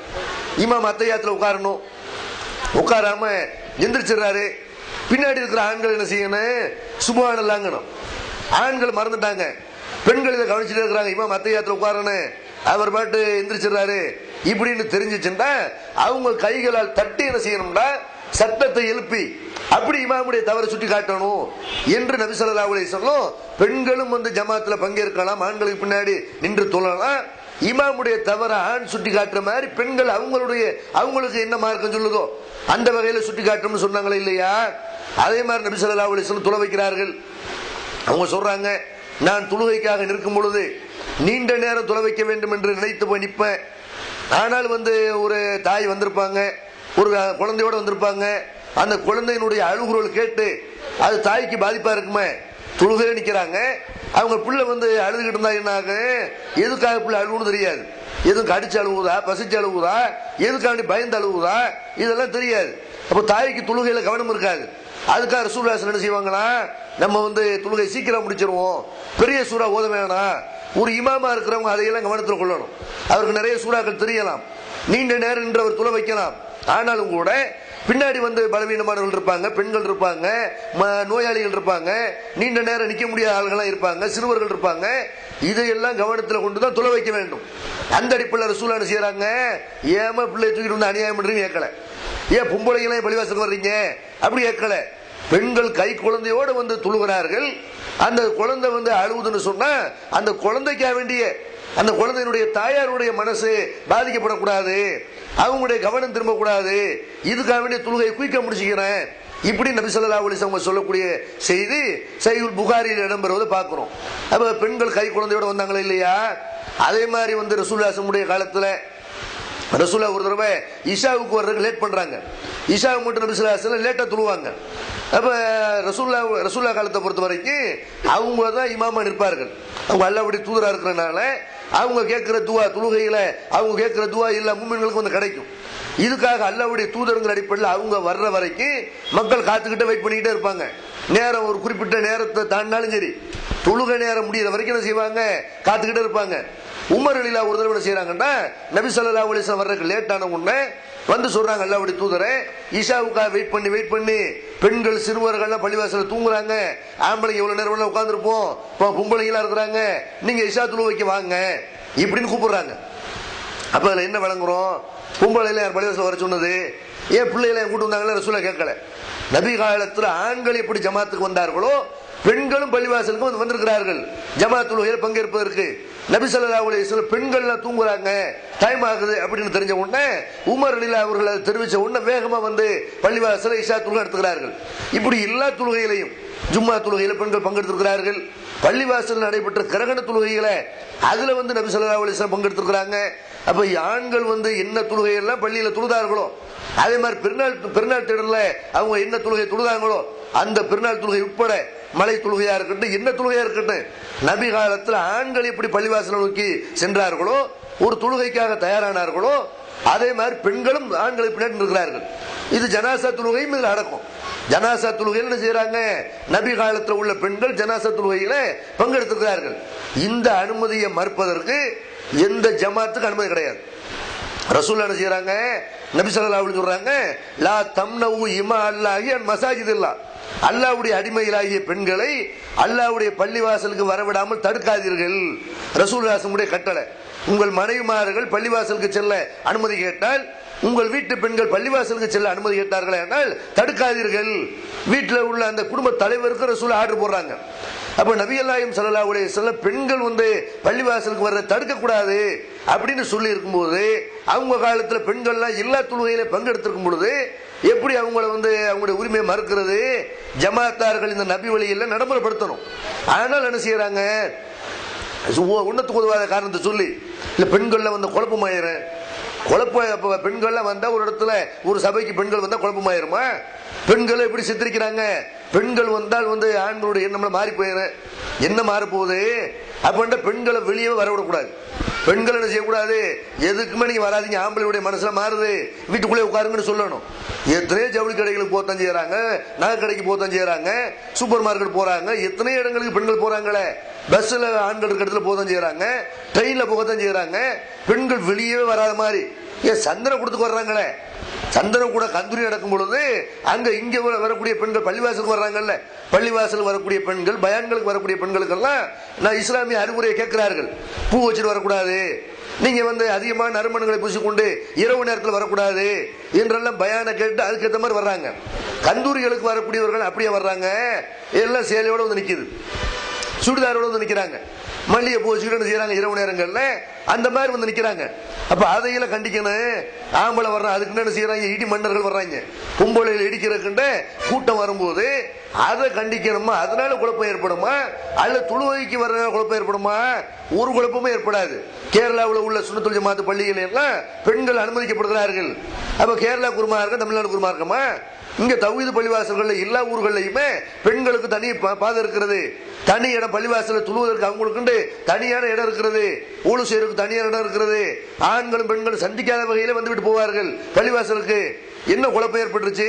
இந்த ஆண்கள் உட்கார்ந்துருக்காங்க, பெண்கள் உட்கார்ந்துருக்காங்க, அதனால ஏற்பட்ட குழப்பம் என்ன, பாதிப்பு என்ன? பெண்கள் என்ன செய்யறாங்கன்னு தப்பா சித்தரிக்கிறார்கள். பள்ளிவாசல் வரக்கூடிய பெண்களை எல்லாம் தப்பாக சித்தரித்து அதெல்லாம் கெட்ட பொம்பளைங்க, ஆண்கள் தான் பள்ளிவாசலுக்கு வரணும், பெண்கள் பள்ளிவாசல் வரக்கூடாது அப்படிங்கிறாங்க. நபிகள் நாயகம் ஸல்லல்லாஹு அலைஹி வஸல்லம் அனுமதித்த ஒரு காரியத்தை தடுக்கக்கூடிய அதிகாரம் எந்த மார்க்க அறிஞருக்கும் கிடையாது, எந்த உலமாவுக்கும் கிடையாது. ஆனால் என்ன செய்வாங்க, இந்த ஜமாத்தும் கிடையாது. ஆனால் ஆயிஷா நாயகம் ஒரு கருத்து சொன்னதை சொல்வார்கள். ஆயிஷா நாயகம் சொன்னாங்கன்னா, ரசூல் ஸல்லல்லாஹு அலைஹி வஸல்லம் இப்ப இருந்தாங்கடா, இப்ப நம்ம காலத்துல வாழ்ந்திருப்பார்களே, ஆனால் பெண்களை பள்ளிக்கு அனுமதிச்சிருக்க மாட்டாங்க இப்படின்னு. ரசூலுல்லாஹி ஸல்லல்லாஹு அலைஹி வஸல்லம் பெண்களை அனுமதிச்சதுக்கு, ரசூலுல்லாஹ் காலத்துல பெண்கள் பள்ளியில தொழுவதற்கு ஏராளமான சான்றுகள் இருக்கிறது. அதையெல்லாம் தூக்கி ஓரத்தில் வைத்து விட்டு ஆயிஷா நாயகம் சொல்லிக்கிறாங்களே, ரசூலுல்லாஹ் சொன்ன மார்க்கமா ஆயிஷா நாயகம் சொன்ன மார்க்கமா? ஆயிஷா நாயகம் பார்க்கிறாங்க, பள்ளிவாசலுக்கு வரக்கூடிய பெண்கள் அவங்க இஸ்லாம் சொல்லக்கூடிய அந்த மரபை மீறி வருகிறார்கள். அவங்க காலத்தில் அந்த மாதிரி பெண்கள் செய்யறாங்க, வரம்பு மீறி இருக்கிறார்கள். அப்படி வரம்பு மீறும் போது ஆயிஷா நாயகம் தன்னுடைய சொந்த கருத்து சொல்றாங்க. ரசூலுல்லாஹ் இப்ப இருந்தாங்கன்னு அப்படி வரவிட்டு இருக்க மாட்டாங்க, தடுத்திருப்பாங்க. அப்ப அந்த மாதிரி ஆயிஷா நாயகம் சொல்லி இருந்தால் தப்பு தான். ஏன் அல்லாஹ்வுடைய தூதர் ஒன்றை நடைமுறைப்படுத்துகிறார்கள் என்றால் அவங்க கியாமத் நாள் வரைக்கும் மார்க்கம் சொல்லக்கூடிய ஆள். கியாமத் நாள் வரைக்கும் என்ன நடக்கும் என்று அல்லாஹ் தெரிஞ்சுதானே சட்டம் சொல்றான். அப்ப ரசூலுல்லாஹி ஸல்லல்லாஹு அலைஹி வஸல்லம் இப்ப இருந்தா தடுத்திருப்பாங்க அப்படிலாம் செய்யக்கூடாது, ஒரு வார்த்தை போட்டு பேசக்கூடாது. அதனால ஆயிஷா நாயகம் சொல்றது மார்க்கம் இல்லை. ஆயிஷா நாயகம் சொல்றத மார்க்கமா எடுத்துக்கொண்டால் உமர் ரலியல்லாஹு என்ன கருத்து சொல்றாங்க? உமர் ரலியல்லாஹுடைய மனைவி, உமர் ரலியல்லாஹுடைய மனைவி இஷாவுக்கு வர்றாங்க, சுபுக்கு வர்றாங்க, ஜமாத்துக்கு பள்ளிவாசலுக்கு வர்றாங்க. உமர் ரலியல்லாஹுடைய மனைவியை பார்த்து ஒருத்தர் கேட்கிறாரு, உங்க கணவர் உமர் ரொம்ப ரோஷக்காரரா இருக்கிறாரு, மனைவிமார்கள் விஷயத்துல ரொம்ப கண்டிஷனா இருப்பாரு, அப்ப நீங்க இந்த மாதிரி இஷாவுக்கு சுபுக்குள்ள பள்ளிவாசல் வர்றீங்களே, இதை அவர் விரும்புவாராத, வெறுக்கதான செய்வாரு இப்படின்னு கேட்கும்போது உமர் ரலியல்லாஹுடைய மனைவி சொல்றாங்க, இல்ல தடுக்க முடியாது. அவரு ஏன் தடுக்க முடியாது? அல்லாஹ்வுடைய தூதருடைய ஒரு சொல் அவரை தடுத்து விடும். ரசூல் ஸல்லல்லாஹு அலைஹி வஸல்லம் என்ன சொல்றாங்க? பெண்கள் பள்ளிவாசலுக்கு வருவதை தடுக்க கூடாது என்று அல்லாஹ்வுடைய தூதர் சொன்னாங்களா இல்லையா? அப்ப ரசூல் ஸல்லல்லாஹு அலைஹி வஸல்லம் எங்களுக்கு அனுமதி கொடுத்திருக்கும் பொழுது உமர் எப்படி அதை தண்டிப்பாரு, அதை கண்டிப்பாரு, உமர் எப்படி அதுல வெறுப்படைவாரு என்று உமர் அல்லாஹ்வுடைய மனைவி செய்யறாங்க. அல்லாஹ்வுடைய தூதர் கொடுத்த அனுமதியை கலிஃபா உமராக இருந்தாலும் சரி அதை மாத்துறதுக்கு அவருக்கு அதிகாரம் கிடையாது, கருத்து சொல்றதுக்கு அதிகாரம் கிடையாதுன்னாங்க. அதனால உமர் ரலியல்லாஹு விட நம்ம ஜமாத்துல உள்ள நிர்வாகிகள் ரொம்ப மேலானவர்களா, ஆலிம்கள் உமர் ரலியல்லாஹு விட அறிவுஜீவிகளா? அப்ப உமர் ரலியல்லாஹு அவங்கள தடுக்க முடியல, மனைவியை கூட தடுக்க முடியல. ஏன்?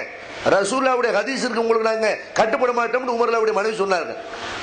அதனால பெண்களுக்கு இந்த அனுமதியை எல்லா பள்ளிவாசல்லையும் 5 வேளை தொழுகைக்கும் ஜனாசாவுக்கும் கலந்து கொள்வதற்கு பெண்களுக்கு அனுமதி கொடுக்கணும். இன்னும் சொல்ல போனா ஆண்கள் ஜனாசா தொழுகையில தொழுகிறாங்கல்ல, அவங்க கேட்கிற அந்த துவாவை விட அதுல உள்ள உருக்கத்தை விட பெண்கள் தான் உண்மையில உளப்பூர்வமா கேட்பாங்க. பெண்கள் இயற்கையில் அவங்களோட சென்டிமெண்ட் நிறைய இருக்கும். ஒருத்தர் இறந்து போயிட்டாருன்னு சொன்னா அவர் ஒரு குடும்ப நெருங்கிய உறவினரா இருப்பாங்கன்னு வைங்க, அவங்க நம்ம குடும்பத்துல உள்ள ஒரு ஆண்டு வைங்க, உளப்பூர்வமா அழுகுறது ஆண்களை விட அதிகமாக அழுகுற பெண்களை தான் இருப்பாங்க. ரொம்ப அவங்களுக்காண்டி வருத்தப்படுறது, கவலைப்படுறது, அவர் சொர்க்கத்துக்கு போகணுங்கிற அந்த எண்ணத்தோடு இருக்கிறது, இது ஆண்களை விட பெண்கள்கிட்ட கூடுதலா இருக்கும்.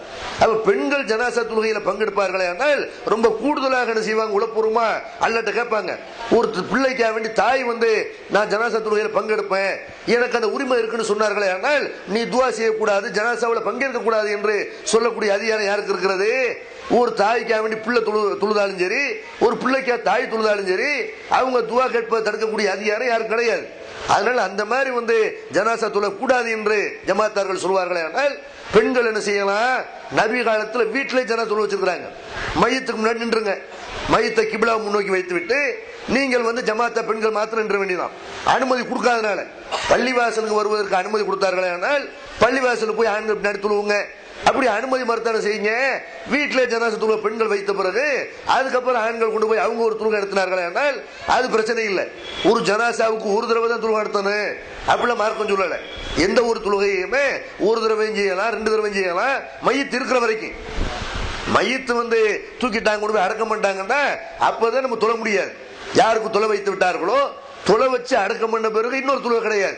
யாருக்கா துளை வைக்காம இருப்பார்கள் ஆனால் அவங்களுக்கு என்ன செய்யலாம், அவங்கள அடக்கம் பண்ணாலும் துழுவலாம். அதனால ஒரு மையத்துக்காக வேண்டி பெண்கள் மாத்திரம் என்ன செய்யலாம், அவங்கள ஜமாத்தாக நின்று துழுவார்களே ஆனால் அந்த ரைட்ஸ், அந்த உரிமை வந்து பெண்களுக்கு இருக்கிறது. அனீஸ் அகமது, அபிராம் புதூர் தவ்ஹீத் மர்கஸ். இஸ்லாத்தினுடைய அக்கீதா என்றால் என்ன? ஒன்று. அதுல ஒன்றா பலவா? அடுத்த ஒன்று இஸ்திகாமத் என்றால் என்ன? அது எத்தனை வகை? ஒன்றா இரண்டா அளப்பளவா? இஸ்திகாமத் நேர்வழி. அதாவது அக்கீதாண்டா என்ன? ஒன்னா ரெண்டா? நேர்வழி என்றால் அது ஒன்னா ரெண்டான்னு கேட்கிறாங்க. இஸ்திகாமத்துன்னு சொல்லி சொன்னாங்க. இஸ்திகாமத்துனா உறுதியான நம்பிக்கைன்னு அர்த்தம். நேர்வழிக்கு வந்து அரபியில் ஹிதாயத்து என்று பேர் இருக்கிறது. அது மாதிரி ஆய்வு செய்யறதுபாங்க, அதுக்கு இஜ்திஹாத் அப்படின்ட்டு பேர் இருக்குது. அப்போ நேர்வழி, அதே மாதிரி வந்து அக்கீதாண்ட கொள்கை, இது வந்து முஸ்லிம்கள் எல்லாருக்கும் ஒரே மாதிரியான கொள்கையா அல்லது ரெண்டு வகையான கொள்கையா அப்படின்னு இதில் வேறுபாடு இருக்குதா அப்படின்னு கேட்குறாங்க. எதனால கேட்குறாங்கன்னா, நான் ஆரம்பத்தில் முன்னுரையில் சொன்ன மாதிரி முஸ்லிம்கள் வந்து எல்லாருக்குமே ஒரே கொள்கை தான் இருக்குது. அல்லாஹ் தான் கடவுள் என்பதில் எந்த முஸ்லிமுக்கும் மாற்று கருத்து கிடையவே கிடையாது. எனக்கு அல்லாஹ் கடவுள் இல்லை, கடவுள் வேற அப்படின்னு சொல்லக்கூடிய முஸ்லீம் யாரா இருக்கிறாங்களா? அப்படி இல்லை. அல்லாஹ்வுடைய விஷயத்தில் அக்கீதா கரெக்டாக தான் இருக்குது. கடவுள் அல்லாஹ் தான். இதுல எல்லாரும் ஒன்று போட்டுருக்கிறாங்களா? இல்லையா? எல்லா முஸ்லிம்களும் ஒன்று. அதே மாதிரி முகமது நபி ஸல்லல்லாஹு அலைஹி வஸல்லம் அவங்க தான் நமக்கு தூதராக அனுப்பப்பட்டிருக்கிறார்கள், அவங்களத்தான் நம்ம பின்பற்றணும் அப்படிங்கிறதுல எல்லாரும் ஒரே கொள்கையில ஒரே அக்கீதாவில் இருக்கிறோமா? இல்லையா? அதுலயும் ஒரே அக்கீதா, அதுல எந்த மாற்று கருத்தும் கிடையாது. இல்ல நான் வந்து ஈசா நபியை பின்பற்றுவேன், நான் மூசா நபியை பின்பற்றுவேன், எனக்கு தௌராத், அவருக்கு இஞ்சில் அப்படின்னு எல்லாம் முஸ்லிம்கள்ட்ட எந்த கருத்து வேறுபாடும் இல்லை. வேதம் ஒண்ணு, தூதர் ஒண்ணு, கியாமத் நாள் எல்லாரும் ஒரே மாதிரியா தான் கியாமத் நாளை நம்புறோம், எல்லாரும் மலக்குமார்களை நம்புறோம், எல்லாருமே வேதங்களை நம்புறோம். அப்ப அக்கீதாவுல 6 நம்ப வேண்டிய 6 அடிப்படை விஷயங்கள் இருக்குல்ல, அதை நம்புறது அக்கீதாங்கிறது. அக்கீதாண்டா என்னன்னு கேட்டா, அல்லாஹ்வை நம்புறது, மலக்க நம்புறது, வேதங்களை நம்புறது, தூதரை நம்புறது, விதியை நம்புறது, கியாமத் நாளை நம்புறது. இந்த 6 நம்பிக்கைகள் இருக்கு இல்லையா? இந்த 6 நம்பிக்கைகள்ல எல்லா முஸ்லிம்களும் ஒன்றுபட்டு தான் இருக்கிறார்கள். எல்லாத்துக்கும் கடவுள் ஒண்ணுதான், எல்லாத்துக்கும் வேதம் ஒண்ணுதான், எல்லாத்துக்கும் தூதர் ஒண்ணுதான். அப்ப எல்லா வகையிலையும் முஸ்லிம்கள் நம்பிக்கையில் அக்கீதாவில் ஒன்றுபட்டிருக்கும் பொழுது முஸ்லிம்கள் எல்லாருடைய வணக்க வழிபாடுகளும் நடவடிக்கைகளும் ஒரே மாதிரி இருக்கணுமா? இல்லையா? ஆனா வேற வேற மாதிரி இருக்கிறது. ஒருத்தர் தன்னை ஹனஃபி இருக்கிறாரு, அவருக்கு ஒரு மாதிரியான தொழுகை முறை, ஒருத்தருக்கு ஷாஃபி இருக்கிறாரு, அவருக்கு வேற மாதிரியான தொழுகை முறை. அப்ப என்ன 2 அக்கீதா வைப்பேன்? அதான் கேட்கிறாங்க. அக்கீதா ஒண்ணுதானே? இஸ்லாத்துல வந்து நம்ப வேண்டிய விஷயங்கள் ஒண்ணுதானே? எல்லாமே 6 விஷயங்களே ஒரே மாதிரியாத்துல நம்புறோம். அப்ப ஏன் தொழுகை 2வது? ஏன் நோன்பு இவருக்கு ஒரு மாதிரியான நியத்து, அவருக்கு வேற மாதிரியான நியத்து? வித்துர்ல குனுத்து இவருக்கு ஒரு மாதிரியான குனுத்து, அவருக்கு ஒரு மாதிரியான குனுத்து, இவருக்கு வந்து ஒரு ஹலாலு, அவருக்கு வந்து அதே விஷயம் ஹராமி என்று ஏன் இப்படி வந்து 2 பட்டு இருக்கிறது அப்படின்னு கேட்டா, முஸ்லிம்கள் வந்து அல்லாஹ்வை நம்புறது, ஆகிரத்தை நம்புறது, இதுல எல்லாம் ஒன்றுபட்டு இருந்தாலும் கூட இஸ்லாம் ஒன்றை நடைமுறைப்படுத்துவதாக இருந்தா அது அல்லாஹ்வுடைய வேதத்தில் இருந்தா நடைமுறைப்படுத்தும் முஸ்லிம்கள் வந்து விட்டார்களே ஆனால் எல்லாம் ஒரே மாதிரியான செயல்பாட்டுக்கு வந்துருவாங்க. அல்லாஹ்வுடைய தூதர் சொன்னா நாங்க ஏத்துக்க தயாரா இருக்கிறோம், ஹதீஸ்ல இருந்தா நாங்க ஒத்துக்கிறோம் அப்படிங்கிற நிலைப்பாட்டுக்கு முஸ்லிம்கள் வந்தார்களே ஆனால், அதாவது லா இலாஹ இல்லல்லாஹ் முஹம்மது ரசூலுல்லாஹ் என்று எல்லாருமே இதுதான் அக்கீதா வச்சிருக்கிறாங்க. அல்லாஹ்வை தவிர வணக்கத்திற்குரியவன் யாரும் இல்லை. அப்படின்னா என்ன அர்த்தம்? வணக்கத்திற்குரியவன் எஜமான் கடவுள் அவன் தான். அது யார்? அவனுக்கு தான் இருக்கிறது. அவன் சொல்றதான் நான் செய்வேன், அப்படித்தான் செய்யணும். இதுதான் இஸ்லாத்தினுடைய அடிப்படையான அக்கீதா. முகமது ரசூலுல்லாஹ் முகமது நபி அல்லாஹ்வுடைய தூதர், அவங்க எதை மார்க்கமாக்கினார்களோ அத்தனை மார்க்கமாக்கிடுவேன். அப்ப இந்த அக்கீதாவை பெரும்பாலான முஸ்லிம்கள் வாயளவுக்கு சொல்றாங்களே தவிர லா இலாஹ இல்லல்லாஹ்னு சொல்லிவிட்டு அல்லாஹ் சொன்ன மாதிரி முஸ்லிம்களுடைய நடவடிக்கை இருக்கிறதா? இல்ல. அல்லாஹ்வுடைய தூதர் சொன்ன மாதிரி இருக்குதா? இல்ல. அல்லாஹ்வுடைய வேதத்தை விட்டு விட்டு, தூதருடைய போதனை விட்டு விட்டு மதுஹப்ங்கிற பேர்ல முஸ்லிம்கள் வந்து பிளவுபடுத்துறாங்க. எங்க பிளவு ஏற்படுது? எல்லா அக்கீதாவில் ஒன்னாத்தான் இருக்கிறோம். குர்ஆன் ஹதீஸை பற்றி பிடித்தோமே ஆனால் அதுல பிளவு கிடையாது. எங்க பிளவு ஏற்படுது?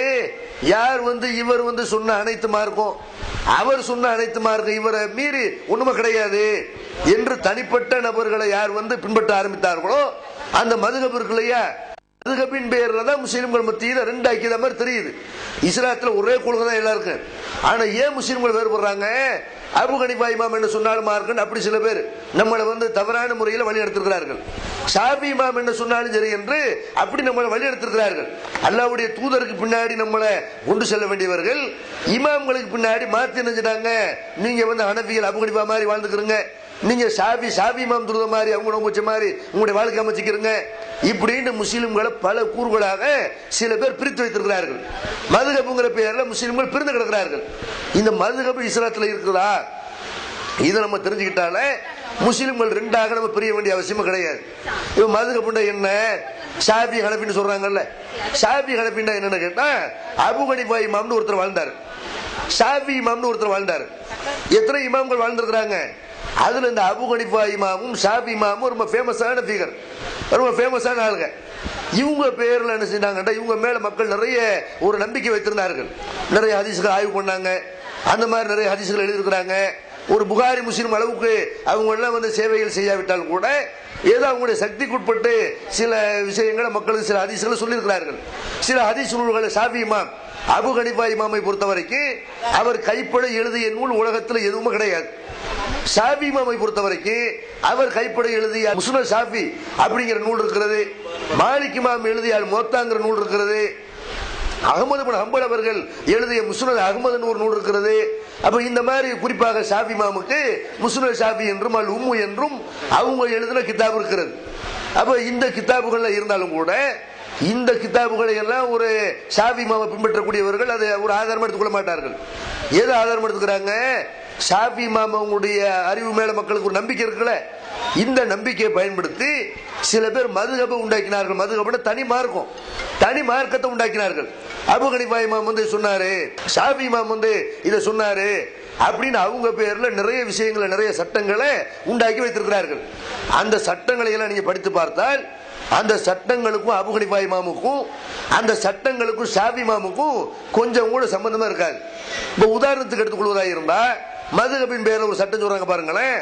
இப்ப அதாவது இதெல்லாம் நம்ம பார்த்தோமே ஆனால் மதுஹபை எல்லாம் தூக்கி எறிஞ்சிருவோம்.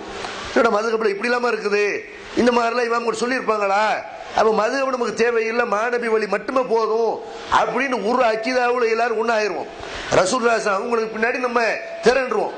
எப்படி எல்லாம் சொல்றாங்க மதுஹப்ல சட்டம், ஒரு ஆள் தூங்கி எந்திரிக்கிறாரு, தூங்கி எந்திரிச்சா அந்த வாயில எச்சி இருக்கும்ல, கொடுவாய்மாங்கல்ல, கொடுவாய் எச்சிமாங்கல்ல, இதை வந்து நம்ம என்ன செய்வோம், தூங்கி எந்திரிச்சா துப்பிடுவாங்க. அது வந்து கிருமி, நிறைய கிருமி இருக்கு அதுல, மருத்துவ ரீதியாக நிரூபிக்கப்பட்டிருக்கிறது. ஆனால் மதுஹப் கிதாபுகள் எழுதி வச்சிருக்கிறாங்க அதை துப்ப கூட அப்படி முழுங்கிறனு. யார் சொல்றா? இதெல்லாம் இமாம்கள் பேர்ல மதுஹப் கிதாபுல எழுதப்பட்டிருக்கிறது. அப்ப இது அறிவுக்கு ஏற்றதா இருக்குதா? இந்த மாதிரி ரசூலா சொன்னாங்களா அந்த கொடுவாய் எச்சியை முழுங்கி விட வேண்டும் என்று? அதை வந்து ரசூலா அந்த மாதிரி சொன்னாங்களா? ஒரு அருவருப்பான ஒரு காரியத்தை மார்க்கம்ங்கிற பேர்ல நமக்கு சொல்லி தர்றாங்களா இல்லையா? இந்த மாதிரி வந்து அதே மாதிரி செய்யறாங்க. மதுஹப்ல சட்டம் சொல்றாங்க. எப்படி சட்டம் சொல்றாங்க? நம்ம எல்லாருமே பல்லு விளக்குவோம்.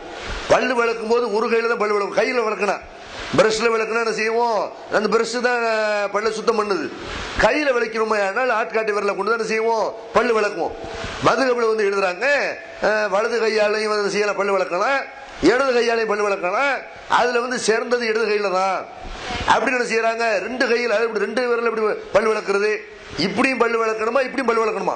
எப்படி வேணாலும் பல்லு விளக்கிடலாம். இடது கையில் யூஸ் பண்ணுவோம். அப்படி பாத்ரூம் போயிட்டு வந்து இடது கையை பயன்படுத்த முடியும் பல்லுக்கு போய். இந்த மாதிரி இடது கையில பல்லு விளக்குற சேர்ந்தது இப்படின்னு எழுதி வச்சிருக்காங்களா இல்லையா? அந்த மாதிரி தொழுகையில ஒருத்தர் என்ன செய்யறாரு, அவர் வந்து தொழுகையில நிக்கிறார். அப்படி நிக்கும் பொழுது ஒருத்தர் அவர்கிட்ட ஒரு பொருளை வந்து விலை கேட்கிறாரு. ஒரு தொப்பி கடையை போட்டுக்கார போப்போமே, தொப்பி கடையை பள்ளிவாசல் என்ன செய்யறாரு, ஒரு ஆத்தர் இந்த மாதிரி கடை வச்சிருக்கிறாரு. பள்ளிவாசல பண்ணிக்கிறாரு. அதுல பள்ளிவாசல் வாசல்ல ஒரு கடை போட்டுக்கிறாரு. பள்ளிவாசல் ஒரு துழுவுறாரு. துழுவும் போது ஒரு ஆள் அவர்கிட்ட விலை கேட்கிறாரு, இது எவ்வளவு? தொழுகையில தான் நம்ம என்ன பண்ணணும், தொழுகையில எந்த வகையிலும் பேசக்கூடாது, வாய் திறந்தும் பேசக்கூடாது, இஷாராவும் பண்ணக்கூடாது, எந்த ஒரு கஞ்சாட காட்டக்கூடாது, எந்த வகையிலும் தொழுகையில உலக காரியத்தில் ஈடுபடக்கூடாது. ஆனால் மதுஹப் கிதாபுல எழுதி வச்சிருக்காங்க, தொழுகையில ஒருத்தர் நின்று கொண்டு இஷாரா முறையில, சைகை முறையில வியாபாரம் பண்ணலாம். 50 ரூபாய் என்ன செய்யலாம், இப்படி கையை காட்டலாம். அவன் 5 ரூபாய்க்குள்ள போட்டு எடுத்து போயிடறான். அந்த மாதிரி என்ன செய்யறாங்க, அந்த மாதிரி தொழுகை நின்று கொண்டு எப்படி விளங்குவான் ஒருத்தன் 50 ரூபாங்கிறத கையை விட்டு செய்யணும், இப்படி 10 தடவை 5 தடவை செஞ்சு காட்டணும். இது ஒரு 10 இது ஒரு 10 இப்படி என்ன செய்யணும், விரட்டுறானா நம்பர் சொல்றானா தெரியாது. அப்ப அந்த மாதிரி தொழுகையில இஷாரா மூலமா வியாபாரம் செய்யலாம் இப்படின்னு உண்டாக்கி வச்சிருக்காங்களா இல்லையா? அப்ப இது இது இமாம் சொல்லியிருப்பாங்களா? அல்லாஹ்வுடைய தூதர் தொழுகையில பேசக்கூடாது என்று தடை வைத்திருக்கும் பொழுது இமாம் ஓதுனாருன்னா இமாம் ஓதுறத கேட்கணும். நம்ம தொழுகை என்றாலும் கவனத்தோட. சில பேர் தொழுகையில இந்த கொசு கடிக்கிறவங்கள கொசுவை அடிச்சா கூட சில ஆலிம்சாக்கள் செய்யறாங்க. அதனால தொழுகையில அசையக்கூடாது. எத்தனையோ அறிஞர்கள் இருக்கிறாங்க, பெரிய சகாபாக்கள்லாம் ஈட்டி குத்து கூட தொழுகையில அசையல. நீங்க கொசு அடிச்சிருக்கிறீங்க, ஈய விரட்டி இருக்கிறீங்க, இப்படின்னு அசையவே கூடாங்கிறாங்க. நம்ம அத்தையாத்துல விரல் அசைக்கிறோம்ல, இது கூட அசைறதான். ஏன் அசைக்கிறீங்க? நம்மள அசைக்கிறோம். ரசூல்லா அசைச்சாங்க, அசைச்சா இது தொழுகையில பாதிப்பு உண்டாக்கு. தொழுகையில 3 தடவைக்கு மேல அசைக்க கூடாது, அசையக்கூடாதுங்கிறாங்க. இப்படி எல்லாம் சொல்றாங்கல்ல. அப்ப தொழுகையில வியாபாரம் பண்ணலாம்னு இஷாரா மூலமா வியாபாரம் பண்ணலாம் இருக்குது. அது எந்த சட்டத்தின் அடிப்படையில் கூடாது? ரசூல்லா அதை அனுமதிச்சாங்களா? தொழுகையில இஷாரா மூலமா வியாபாரம் பண்ணலாம்ங்கிறாங்க. இதுல தொழுகையில உள்ள மேற்று. இது போக பொதுவா சட்டம் சொல்றாங்க. அந்த சட்டங்கள்லாம் பார்த்தா இதை போய் எப்படி மதுஹப்ங்கிற பெயர்ல நம்ம ஃபாலோ பண்ணிட்டு இருக்கிறோம், இதை எப்படி இந்த இமாம்கள் சொல்லியிருப்பாங்க நமக்கு விளங்கும். இப்போ உதாரணத்துக்கு ஒருத்தன் ஒரு வீட்டுக்கு என்ன செய்யறான், ஒரு 2 திருட்டு போய் ஒரு வீட்டுக்கு திருட போறாங்க. திருட போகும்போது பிளான் பண்ணி போறான். எப்படி பண்றான், நான் வீட்டுக்குள்ள முதல்ல போறேன், நீ வெளியே வாசல் நின்றுக்கன்னு ஒருத்தர் நிப்பாட்டினான். உள்ள பொருளை எல்லாம் தூக்கி நான் வெளியே போடுறேன், நீ வெளியே உள்ள எடுத்துட்டு போ இப்படின்னு பிளான் பண்ணி என்ன செய்யற, ஒரு வீட்டுக்குள்ள போய் அந்த மாதிரி திருடிட்டு வந்துடுறாங்க. இந்த 2 பேருமே திருடங்க கிடையாது. யார் சொல்றா? மதுஹப் இமாம்கள் சொல்கிறார்கள். மதுஹப் கித்தாபுகள் அப்படி எழுதப்பட்டிருக்கிறது. இதெல்லாம் இல்லைன்னா யாரும் சொல்ல முடியாது. இதெல்லாம் பல மார்க்க அறிஞர்களுக்கு முன்னாடி விவாதங்கள்ல நம்ம இதெல்லாம் ஒரு கேள்வியை வச்சோம். இந்த மாதிரி திருட்டுத்தனத்தை மதுஹப் சொல்லி தருவேன், இந்த மதுஹப்களை இமாம்கள் எழுதினார்கள் என்று நீங்கள் நம்புகிறீர்களா? நாங்க நம்பல. மதுஹபுக்கு இமாம்களுக்கும் சம்பந்தமா கிடையாது. இமாம்கள் அனைவருமே குர்ஆனை பின்பற்ற சொன்னார்கள், ஹதீஸை பின்பற்ற சொன்னார்களே தவிர இந்த மாதிரியான பைத்தியக்காரத்தனங்கள்லாம் இமாம்கள் சொல்லி தரல. குர்ஆனுக்கு மாற்றமா ஹதீஸுக்கு மாற்றமா திருட சொல்லி இமாம் சொல்லி கொடுப்பாங்களா? அப்படி மதுஹப்ங்கிற பேர்ல எழுதி வச்சிருக்காங்களா இல்லையா? ஏன் 2 பேர் திருடங்க கிடையாது? இவர் வீட்டுக்குள்ள போனார்ல, வீட்டுக்குள்ள வெறுங்கை விஷயத்தான் போனாராம். திரும்பி வரும்போது எதையுமே கொண்டு வரல, உள்ள பொருளை கீழே போட்டார், அவ்வளவுதான். அவர் செஞ்ச வேலை என்ன, எதை திருடல, உள்ள பொருளை தூக்கி வெளியே போட்டாரு. வெளியே வரும்போது கை வீசிட வர்றாரு. இந்த வெளியே நின்றான்ல அவனை செய்யறான தெருவில் கிடந்த பொருளை எடுத்துட்டு போயிருக்கான தவிர வீட்டுக்குள்ள புகுந்து திருநானா இப்படின்னு மதுஹப்ல சட்டம் சொல்றாங்க. அப்ப இந்த மாதிரி ஹனபி மதுஹப்ல இப்படி ஒரு சட்டம் இருக்குமே, ஆனால் ஹனபி மதுஹபை பின்பற்றக்கூடிய ஒரு ஆலிம் சாஹிப் வீட்டுக்கு நாங்க வரட்டுமா? இந்த மாதிரி மதுஹப்ல திருடருக்கு சொல்லி தருது. உங்க ஜிப்பாவில் இருக்கிற பணத்தை தூக்கி ஒரு ஆள் கீழே போடுறோம், இன்னொரு ஆள் எடுத்துட்டு போட்டு இதுக்கு போய் போலீஸ் ஸ்டேஷன்ல கம்ப்ளைண்ட் பண்ணாம இருப்பீங்களா? இப்படி மதுஹப் கிதாபுல சட்டம் சொல்லப்பட்டிருக்கா இல்லையா? இந்த மாதிரி நிறைய பைத்தியக்காரத்தனங்கள், கிறுக்குத்தனங்கள், உளறல்கள், குர்ஆன் ஹதீஸுக்கு மாற்றமான ஏராளமான சட்டங்கள் மதுஹப்களில் சொல்லப்பட்டிருக்கிறது. இந்த மதுஹப்களுக்கு இஸ்லாத்தின் சம்மந்தம் இல்லை. மதுஹப்களை விட்டுவிட்டு அல்லாஹ்வுடைய தூதர் என்ன சொன்னாங்களோ அதுக்கு நாங்க கட்டுப்போடுறோம் முஸ்லிம்கள் வருவார்களே. ஆனால் அப்ப முஸ்லிம்கள் ஒரே மாதிரியான வணக்க வழிபாடு, ஒரே மாதிரியான அக்கீதா முஸ்லிம்கிட்ட இருக்கு. வேறுபட்டு நிக்கிறதுக்கு என்ன காரணம்? இந்த மதுஹப் தான் காரணம்.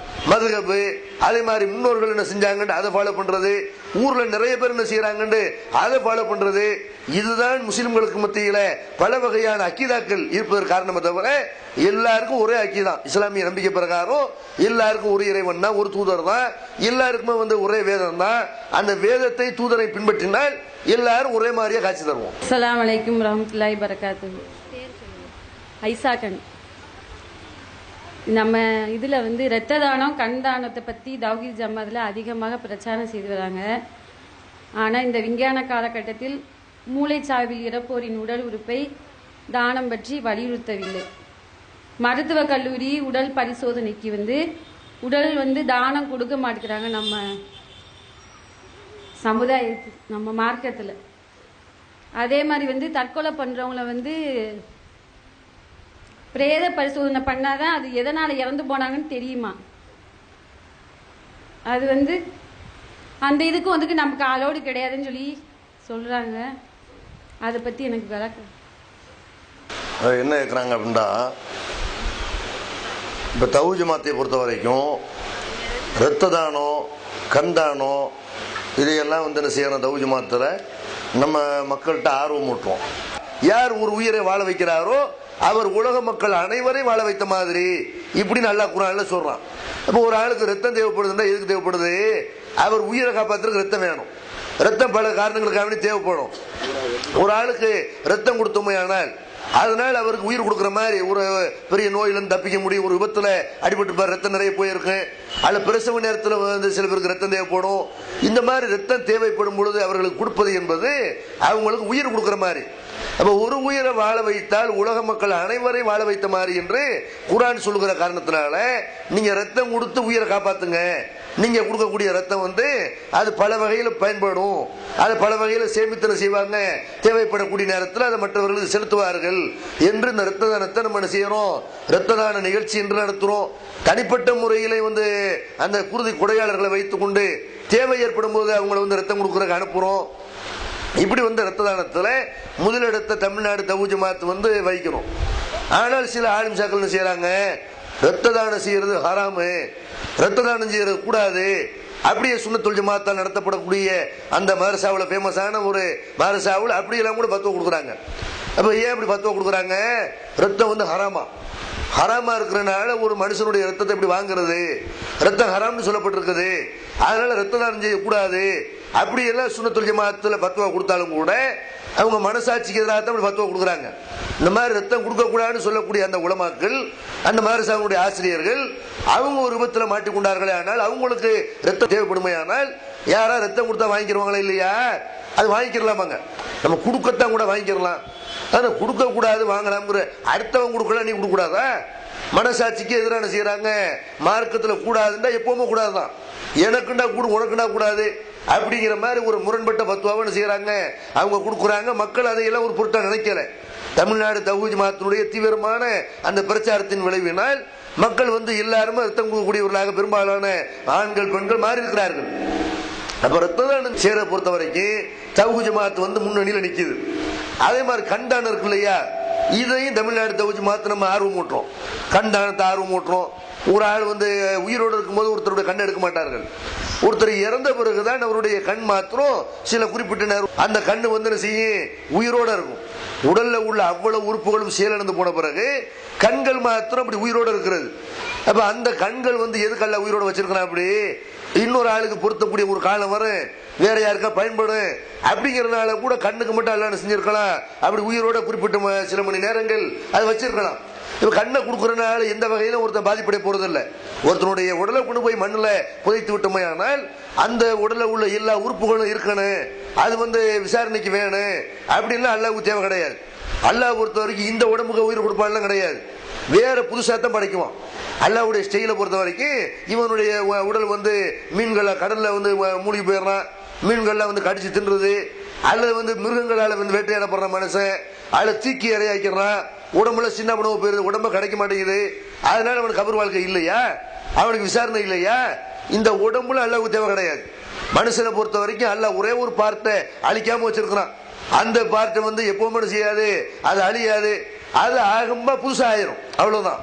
அப்ப நம்ம இந்த கண்ணை கொடுக்கறனால எல்லாம் வந்து எந்த வகையில நமக்கு எந்த பாதிப்பும் கிடையாது. உயிரோடு இருக்கிறதுக்கு பாதிப்பு கிடையாது, இறந்த பிறகு அதனால நமக்கு எந்த பாதிப்பும் கிடையாது. ஏன் கண்ணை இந்த மாதிரி கொடுத்ததுல அல்லாஹ் கேட்க மாட்டான். ஏன்? அவன் தடுத்த வழியில கண்ணை வந்து பயன்படுத்தினால்தான் அல்லாஹ் கேட்பான தவிர, ஒரு ஆளுக்கு உதவி செய்யற வகையில் அவன் இறந்து போன பிறகு மண்ணுக்கு போற கண்ணு யாராவது ஒரு மனுஷனுக்கு போகட்டும் அப்படின்னு கொடுப்பானே, அவன் தர்மம் தான் செஞ்சிருக்கிறான், நல்ல காரியம் தான் பண்ணிருக்கிறான். ஒரு ஆளுக்கு எல்லாம் காசை கொடுக்கறான், நான் யாருக்கும் கொடுக்க மாட்டேன், அல்லாஹ் கொடுத்த அமானிதம் அப்படி வச்சுக்கிற மாட்டான், வச்சுக்கிற கூடாது. ஏன்? ஹராமான வகையில செலவு பண்ணக்கூடாது தவிர ஹலாலான வழியில செலவு பண்ணலாம். கண்ணை அல்லாஹ் கொடுத்துருக்கிறான், நான் கண்ணை யாருக்கும் தர மாட்டேன்னு இப்படி இருக்கணுமா? யாரையும் பார்க்க மாட்டேன், அல்லாஹ்வுடைய அமானிதம், அட யாரையும் பார்க்க கூடாதுன்னு சொல்லப்படலப்பா, தப்பான விஷயத்தை பார்க்க கூடாது. அப்ப கண்ணை கொண்டு கண்ணால வந்து எதையெல்லாம் பார்க்க அனுமதிக்குதோ, எப்படியெல்லாம் பயன்படுத்த அனுமதிக்குதோ இஸ்லாம், அப்படி பயன்படுத்தின பிரச்சனை இல்லை. அந்த வகையில ஒருத்தர் கண்ணை கொடுக்கறனால அல்லாஹ்வுடைய அமானிதத்தை வீணாக்கிட்டார் அப்படி ஆயிராது. எப்படி மனுஷ மக்களை பார்க்கிறனால அவர் அல்லாஹ்வுடைய அமானிதத்தை வீணாக்கவில்லையோ, அந்த மாதிரி கண்ணை ஒருத்தர் கொடுப்பாரு, ஆனால் அதுவும் வந்து ஒரு நன்மதம் பண்ணிருக்கிறாரு. அதுல அல்லாஹ் தடுத்த வழி எதையுமே அவர் செய்யல. அதனால கண் தானத்தை நம்ம என்ன செய்யறோம், அதையும் ஆர்வம் ஊட்டுறோம். அதே மாதிரி கிட்னி தானம், கிட்னி தானத்தை பொறுத்த வரைக்கும் இன்றைக்கு பல பேர் கிட்னி பாதிக்கப்படுறாங்க. கிட்னியை இழந்து அவங்க கிட்னி கொடுப்பதற்கு ஆள் இல்லாத ஒரு நிலைமை ஏற்படுகிறது. லட்சக்கணக்கான ரூபாயை கொடுக்க ரெடியா இருக்கிறாங்க. ஆனால் சம்பந்தம் இல்லாத ஒரு ஆளுடைய அந்த கிட்னியை வாங்கி பொருத்தணுமே ஆனால் அது சரியா பல பேருக்கு பொருந்த மாட்டேங்குது. அது சரியா பொருந்த வேண்டுமே ஆனால் இரத்த பந்த உறவினருடைய கிட்னியா இருக்குமே ஆனால் அது பொருந்தும். ஒரு மனுஷனை பொறுத்த வரைக்கும் அவன் உயிர் வாழ்வதற்கு ஒரே ஒரு கிட்னியே போதுமானதுதான். அல்லாஹ் என்ன செய்யறா, ஸ்டெப்னியாக இன்னொரு கிட்னியை சேர்த்து படிச்சிருக்கான். எவனுக்காக இப்படி பாதிக்கப்படும், நீ அவனுக்கு கொடுத்து உதவணும் அப்படிங்கறதுக்காக வேண்டி ஒவ்வொருத்தருக்கும் அல்லாஹ் என்ன செய்யறான்னா வாழ்வதற்கு தேவையான ஒரு கிட்னி, அவனுக்கு இன்னொருத்தனுக்கு உதவுறதுக்காக வேண்டி இன்னொரு கிட்னி, இப்படி நல்லா என்ன செய்யறான், 2 கிட்னியை படைச்சிருக்கிறான். ஒரு ஆளுக்கு கிட்னி போயிருக்குமே ஆனால் பாதிக்கப்பட்டிருப்பாரே ஆனால் அவன் உயிர் வாழவே முடியாது. அப்ப சொந்தக்காரங்க என்ன பண்ணுங்க, ரத்த பந்த உறவினர் என்ன பண்ணுங்க, அவருக்காக கிட்னி கொடுத்து உதவுங்க. அது ஒரு மனுஷனை வாழ வைக்கிற மாதிரி, உயிர் கொடுக்குற மாதிரி. அதனால உங்களுக்கு நிறைய நன்மைகள் இருக்கிறது. இப்படி அதை தமிழ்நாடு தகுதி மாத்திரம் செய்யறோம், அதையும் நம்ம ஆர்வம் ஊட்டுறோம்.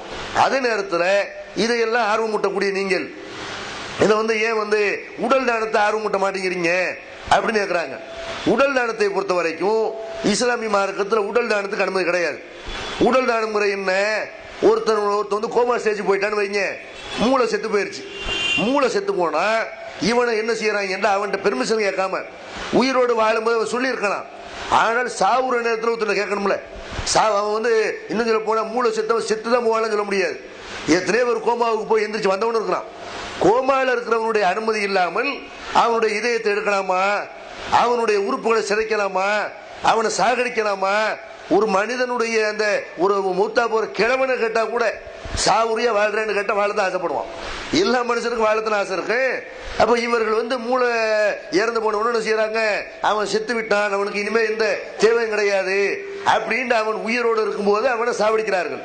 அவனுடைய உடலை என்ன செய்யறாங்க, அந்த உடல் எதுக்கு பயன்பட போறது இல்ல, சும்மா ஆய்வுக்காக வேண்டி உடல் தானம் பண்ணுங்க, உடல் தானம் பண்ணுங்கன்றாங்க. எந்த மனுஷனுடைய உடல் உறுப்பை வெட்டி இன்னொரு மனுஷனுக்குலாம் அப்படிலாம் வைக்கிறது கிடையாது. என்னென்ன ஆய்வுக்காக வேண்டி பயன்படுத்துகிறார்கள். முஸ்லிம்களை பொறுத்த வரைக்கும் நமக்கு உடலுக்கு செய்ய வேண்டிய கடமை இருக்கு மார்க்கத்தில். நம்ம எப்படி செய்யறது, ஒரு உடலை இறந்து போய்விட்டால் அவரை குளிப்பாட்டுன்னு மார்க்கத்தில் இருக்கிறது, கஃபன் பண்ண இருக்குது, அவர் அடக்கம் பண்ண இருக்கிற, நம்ம எரிக்கக்கூடிய ஆளுகள் கிடையாது, அந்த உடலை வீணாக்கக்கூடிய ஆளு கிடையாது. அவங்களுடைய உடலுக்கு செய்ய வேண்டிய கடமை என்று இஸ்லாத்தில் இருக்குதா இல்லையா? அப்ப உடலை பாதுகாக்கணும் இஸ்லாத்தில் சொல்லப்படும் போது உடலை கிடைக்காத ஒரு மனிதனுடைய உடல் உறுப்பை எடுத்து இன்னொரு ஆளுக்கு பொறுத்துக்கிற அளவுக்கு அந்த மாதிரி ஒரு நிலைமை ஏற்படுது. உடல்லாம் தட்டுப்பாடா இருக்குது, மனுஷ உறுப்புகள் கிடைக்க மாட்டேங்குது, தட்டுப்பாடா இருக்கிறது. அப்படிங்கிற ஒரு நிலைமை ஏற்பட்டா என்ன பண்றேன்னு பின்னாடி பார்க்கலாம். ஆனால் இப்போதைக்கு பொறுத்த வரைக்கும் ஒரு மனுஷனுடைய உடல் உறுப்பை வைத்து வேற மனுஷனுக்கெல்லாம் அதை பொருத்த முடியாது. அதை வெறுமான ஆய்வுக்கு மட்டும் தான் செய்யறாங்க. அதை சிதைக்கிறது ஒரு மனுஷனாவே நினைக்காமல் அதை நிர்வாணமா போடுறது, அதை கண்டந்துரமாக வெட்டி அதை கறிக்கடையில மாதிரி வச்சிருப்பாங்க. ஒரு ஆய்வு பண்றங்கிற பேர்ல மனித உடல் மாதிரி அதை மதிக்காம அதை கறிக்கடையில் உள்ள மாதிரி தானே செய்வாங்க, மனுஷ உடலை வச்சிருக்கிறான். முஸ்லிம்களை பொறுத்த வரைக்கும் உடலுக்குன்னு செய்ய வேண்டிய கடமைகள் நமக்கு சொல்லப்பட்டிருக்கிறதுனால குளிப்பாட்ட வேண்டியது, கஃபன் பண்ண வேண்டியது, ஜனாசா தொலை வைக்க வேண்டிய போன்ற கடமைகள் இருக்கிறது. இது போக நபி ஸல்லல்லாஹு அலைஹி வஸல்லம் என்ன சொல்றாங்க, ஒரு இறந்து போன மனுஷனுடைய உடம்பை சிதைப்பது என்பது உயிரோட உள்ள மனுஷனுடைய உடம்பை சிதைக்கிற மாதிரி. செத்து போயிட்டா அவன் மனுஷன், செத்து போயிட்டா மனுஷன் இல்லைன்னு ஆயிடுவானா? ஒரு உயிரோட இருக்கிற மனுஷனுடைய ஒரு உறுப்பை வெட்டி எடுக்கிறவன் அனுமதிப்பானா? செத்து போன பிறகு ஏன் அதை செய்றீங்க, அது உயிரோட உள்ள மனுஷனுடைய உடம்பை சிதைக்கிற மாதிரி மனுஷனுக்குள்ள மரியாதையை கொடுக்கணும் அப்படின்னு சொல்லக்கூடிய மார்க்கம் இது. அந்த காரணத்தினாலதான் உடல் தானம் கூடாது அப்படின்னு நம்ம சொல்றோமே தவிர கிட்னி தானம், ரத்த தானம், கண் தானம் இதையெல்லாம் கூட கூடாதுன்னு சொல்லக்கூடிய உலமாக்கள் இருக்கிறாங்க. அவங்ககிட்ட தான் என்ன செய்யணும், இந்த மாதிரி இது நிறைய பயன் இருக்குதுனால நிறைய பயன் இருக்குது, நிறைய பேர் வாழ்ந்துகிட்டு இருக்கிறான். ஆய்வுக்குத்தான் இந்த உடல் தானம்ங்கிறத ஒரு வலியுறுத்துறானே தவிர இதனால உடலை கிடைக்காத நிலைமை ஏற்பட்டிருக்குதா, அந்த மாதிரி ஒரு தட்டுப்பாடு நிலைமை அப்படிலாம் இல்லை. அதனால நமக்கு உடலுக்குன்னு செய்ய வேண்டிய கடமைகள் இருக்குது. உடலை சிதைக்க கூடாதுன்னு மார்க்கத்தில் இருக்கிறது. அங்கங்களை சிதைக்க கூடாது, முகத்தை காயப்படுத்தக்கூடாது, போரா இருந்தாலும் இப்படிலாம் பண்ணக்கூடாதுன்ற சொல்றதுனால உடல் தான இஸ்லாமிய பார்வையில் கூடாது. அஸ்ஸலாமு அலைக்கும். என் பேர் முகமது நைனார். ஜனசா தொழுகையில் சூரத்துல் ஃபாத்திஹா உண்டா? அப்புறம் ஜனசா தொழுகை முடிந்த பிறகு 2 பக்கம் சலாம் கொடுக்க வேண்டுமா, வலது கைக்கு மட்டும் சலாம் கொடுக்க வேண்டுமா? விளக்கம் சொல்லுங்க. ஜனாசா தொழுகையில சூரத்துல் ஃபாத்திஹா இருக்குதா, அதுல 2 பக்கம் திரும்பி சலாம் கொடுக்குறாங்களே, அந்த மாதிரி 2 பக்கம் திரும்பி சலாம் கொடுக்கணுமா அல்லது ஒரு பக்கம் திரும்பி சலாம் கொடுக்கணுமா அப்படின்னு கேட்குறாங்க. ஜனாசா தொழுகையை பொறுத்த வரைக்கும் இந்த ஜனாசா தொழுகை என்பதும் ஒரு தொழுகை தான். என்ன நபிகள் நாயகம் ஸல்லல்லாஹு அலைஹி வஸல்லம் அந்த தொழுகையை பற்றி பொதுவாக சொல்லும் பொழுது தொழுகையினுடைய துவக்கம் வந்து தக்பீரு, முடிவு சலாம் என்று நபி ஸல்லல்லாஹு அலைஹி வஸல்லம் சொல்றாங்க. இந்த ஜனாசா தொழுகை என்பது ஒரு பிரார்த்தனையாக இருந்தாலும் கூட தொழுகையில் உள்ள மாதிரி அதில் தக்பீர் இருக்கிறது ஆரம்பம், சலாம் கொடுத்து தான் முடிக்கணும். தொழுகையினுடைய துவக்கம் தக்பீர், முடிவு சலாம் என்று நபி ஸல்லல்லாஹு அலைஹி வஸல்லம் சொன்னாங்களே, அந்த தொழுகையினுடைய அமைப்பில் தான் ஜனாசா தொழுகை இருக்கிறது. ஜனாசா தொழுகை தொழுகைங்கிற காரணத்தினால தான் அதுக்காக வேண்டி நம்ம ஒழுவும் செய்யணும். அது வெறுமனே துவா தான் அப்படின்னா துவா செய்யறதுக்கு ஒழு செய்ய வேண்டிய தேவையில்லை. அது தொழுகையா இருக்க போய் தானே செய்யறோம், அதுக்காக வேண்டி நம்ம ஒழுவும் செய்யறோம். அப்ப தொழுகையை பொறுத்த வரைக்கும் நபி ஸல்லல்லாஹு அலைஹி வஸல்லம் என்ன சொல்றாங்க, ஒருத்தருக்கு வேற வேற சூறாக்கள்லாம் தெரியல, பெரிய பெரிய சூறாக்கள் தெரியல, அல்ல சின்னஞ்சிறிய சூறாக்கள் கூட தெரியல, எத்தனையோ துவாக்கள் ஒருத்தருக்கு மனப்பாடம் இல்லை, இவர் வந்து எப்படி தொழுகிறது அப்படின்னு கேட்டா, ஒரு தொழுகை ஏற்றுக்கொள்ளப்படுவதற்கு குறைந்தபட்ச தகுதி என்னன்னு கேட்டா அவர் சூரத்துல் ஃபாத்திஹா ஓதணும். லா ஸலாத்த லிமல்லம் யக்ரைல் ஃபாத்திஹா, யார் சூரத்துல் ஃபாத்திஹா ஓதவில்லையோ அவருக்கு தொழுகை கிடையாது, அவர் தொழுகை ஏற்கப்படாது என்று நபிகள் நாயகம் ஸல்லல்லாஹு அலைஹி வஸல்லம் சொல்றாங்க.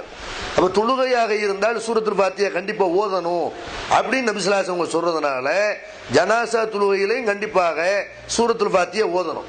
அதே மாதிரி வந்து ஒரு சகாபி கூட என்ன செய்யறாங்கன்னா, ஒரு தடவை சூரத்துல் ஃபாத்திஹாவை சத்தமிட்டு ஓதி காட்டுறாரு. அவரு ஜனாசா தொழுகையில நபி ஸல்லல்லாஹு அலைஹி வஸல்லம் சத்தமிட்டுலாம் எதையும் ஓத மாட்டாங்க, அமைதியாத்தான் ஓதுவாங்க. ஆனால் நபி காலத்துக்கு பிறகு சூரத்துல் ஃபாத்திஹா ஓதுறது வந்து ஜனாசா தொழுகையில கிடையாது இப்படிங்கிற மாதிரியான கருத்து பரவலா மக்கள்கிட்ட இருக்குது, உருவாகி விட்டது.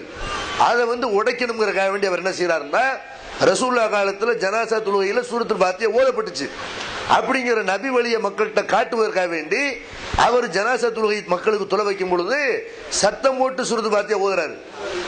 தொழுகை முடிச்சுட்டு சொல்றாரு, எதுக்காக வேண்டி நான் ஓதுறேன் தெரியுமா, ஜனாசா தொழுகையில சூரத்துல் ஃபாத்திஹா இருக்கிறது, அது நபி வழி என்பதை உங்களுக்கு கற்றுத்தர்றதுக்கு தான் அப்படி பண்ணுன அப்படிங்கிறார். அப்ப நபிகள் நாயகம் ஸல்லல்லாஹு அலைஹி வஸல்லம் காலத்துல ஜனாசா தொழுகையில சூரத்துல் ஃபாத்திஹா ஓதக்கூடிய வழக்கம் இருந்தது, அது நபி வழி என்று அந்த சகாபி அறிவிக்கிறனால ஜனாசா தொழுகையில கண்டிப்பாக சூரத்துல் ஃபாத்திஹா இருக்கிறது. அப்ப சூரத்துல் ஃபாத்திஹா இருக்குன்னு சொன்னா ரசூல்லா ஓதி இருக்கிறாங்கன்னு ஹதீஸ் இருக்கும் பொழுது அது ஒரு சகாபி அது நபி வழி தான் அப்படின்னு சொல்லி இருக்கும் பொழுது மதுஹபின் பேரில் என்ன செய்யறாங்கன்னு நபி வழியை மூத்தாக்குறார்கள். ஹனபி மதுஹபுகளை வந்து சூரத்துல் ஃபாத்திஹா கிடையாது. ஹனபி மதுஹபுடைய சட்டத்துல அவங்களுடைய மதுஹபு சட்டங்கள் இருக்கு இல்லையா, அதுல என்ன எழுதி வச்சிருக்காங்க, ஜனாசா தொழுகையில சூரத்துல் ஃபாத்திஹா ஓத தேவையில்லை, ஓதக்கூடாது. அது வந்து ஷாஃபி மதுஹபுக்காரங்களுடைய இதுல தான் சூரத்துல் ஃபாத்திஹா ஓதணும் இருக்குது. ஹனபி மதுஹபுல நபி வழிக்கு மாற்றமா அப்படி என்ன செய்யறாங்க, அப்படி எழுதி வச்சிருக்கிறாங்க. ஆனா இது நபி வழிக்கு மாற்றமான சட்டம். நபிகள் நாயகம் ஸல்லல்லாஹு அலைஹி வஸல்லம் அவங்களுக்கு மாற்றமான ஒரு சட்டத்தை அவங்க நடைமுறைப்படுத்துவதற்கு மாற்றமான ஒரு செயலை யார் சொன்னாலும் மார்க்கமாகாது. அதனால நபி வழியில ஒருத்தர் ஜனாசா தொழுவா இருந்தா கண்டிப்பாக அவர் என்ன செய்யணும், சூரத்துல் ஃபாத்திஹா ஓதணும். அதே மாதிரி ஜனாசா தொழுகையில வந்து சலாம் கொடுக்குறாங்கல்ல, ரெண்டு பக்கமும் தான் திரும்பி சலாம் கொடுக்கணும். தொழுகையில ரசூலுல்லாஹி ஸல்லல்லாஹு அலைஹி வஸல்லம் தொழுகையினுடைய முடிவு சலாம்னு சொன்னாங்கடா, பொதுவா தொழுகையில நம்ம எத்தனை சலாம் கொடுக்கிறோம், எல்லா தொழுகையிலையும் பெருநாள் தொழுகையா இருக்கட்டும், கரகண தொழுகையா இருக்கட்டும், மலை தொழுகையா இருக்கட்டும், என்ன தொழுகை தொழுதாலும் தொழுகையில சலாம்டால ரெண்டு பக்கம் திரும்பி கொடுக்கறதான். இதுல வந்து ஜனாசா தொழுகையில மட்டும் ஒரு சலாம் அப்படின்னா அது நபி ஸல்லல்லாஹு அலைஹி வஸல்லம் தெளிவா சொல்லியிருப்பாங்க. அந்த மாதிரி ஒரு பலவீனமான செய்தி இருக்கு. நபி ஸல்லல்லாஹு அலைஹி வஸல்லம் ஒரு பக்கம் மாத்திரம் திரும்பி சலாம் கொடுத்தாங்க அப்படின்ற ஒரு பலவீனமான செய்தி இருக்கிறது. அந்த பலவீனமான செய்தி அடிப்படையாக கொண்டுதான் சில ஆள்கள் செய்யறாங்க. பலவீனமான நபி பெயர்ல பொய்யாக புனையப்பட்டது, நபி பெயர்ல பொய்யாக சில பேரால் உண்டாக்கப்பட்டது. அந்த மாதிரி பொய்யான செய்தி இருக்கிறத தவிர ஆதாரபூர்வமான நபி வழிகள்ல ஒரு சலாம் இல்ல, சலாம்னு தான் இருக்கு. அதனால தொழுகையில ஜனாசா தொழுகையில ரெண்டு பக்கம் திரும்பி கொடுக்கறது தான் சலாம். அரபு நாட்டில் மக்காவில் கூட செய்வாங்க, காபத்துல்லாவில் கூட ஒரு பக்கம் தான் சலாம் கொடுப்பாங்க. ஆனா நம்ம ரெண்டு பக்கம் சலாம் கொடுத்துக்கிறோம். அவங்க எந்த அடிப்படையில் கொடுக்குறாங்கன்ற இதுதான் ஒரு பலவீனமான ஹதீஸ் அதுக்கு ஆதாரமா இருக்கிறது. நபிகள் நாயகம் ஸல்லல்லாஹு அலைஹி வஸல்லம் அவங்க காலத்துக்கு பிறகு ஹதீஸ்ங்கிற பேர்ல சில பேர் இட்டுக்கட்ட ஆரம்பிச்சாங்க. அதாவது வணக்க வழிபாட்டுல சில பேருக்கு ஆர்வம் இருக்கு, சில பேர் புதுசா என்னத்தையாக கூட நம்ம செய்யணும் அப்படின்னா சகாபாக்கள் காலத்துக்குள்ள பிறகு சகாபாக்கள் உஸ்மான் அலி அவங்களுடைய ஆட்சி காலத்துல எல்லாம் ஹதீஸ்கள் வந்து பொய்யாக, ஏன்னா ஹதீஸ்களை வந்து எல்லாரும் எழுதி வைக்கல, ஒன்னு ரெண்டு பேர் தான் எழுதி வச்சிருந்தாங்க. பெரும்பாலும் ஹதீஸ்கள் வந்து அது வாய் மொழியாக செவி வழியாக மக்களுக்கு போயிட்டு இருக்கிறனால ஹதீஸ்ங்கிற பேர்ல என்னத்தை வேணாலும் நம்ம சொல்லலாம் அப்படிங்கிற ஒரு தைரியம் சில ஆள்களுக்கு இருந்தது. அவங்க என்ன பண்ணாங்கன்னா, சில பேர் வணக்க வழிபாடுகளை ரசூலா பேரில் பொய்யாக புனைந்தார்கள். சில பேர் சில கதைகளை ரசூலாவுடைய வரலாற்றின் பேரால் உண்டாக்கினார்கள். சில பேர் இஸ்லாமிய மார்க்கத்தின் மேலே ஒரு தப்பான இமேஜ் உண்டாகிற மாதிரி, அந்த மாதிரி இஸ்லாத்துக்கு எதிரான சிந்தனை உடையவர்கள் அவங்களும் நபிகளாயத்தின் பேரை பயன்படுத்தி பொய்களை உண்டாக்கினார்கள். இப்படி உண்டாக்கப்பட்ட பொய்யான செய்திகள் ஒண்ணுதான் ரசூல்லா ஒரு பக்கம் தான் சலாம் கொடுத்தாங்க அப்படிங்கிற செய்தி.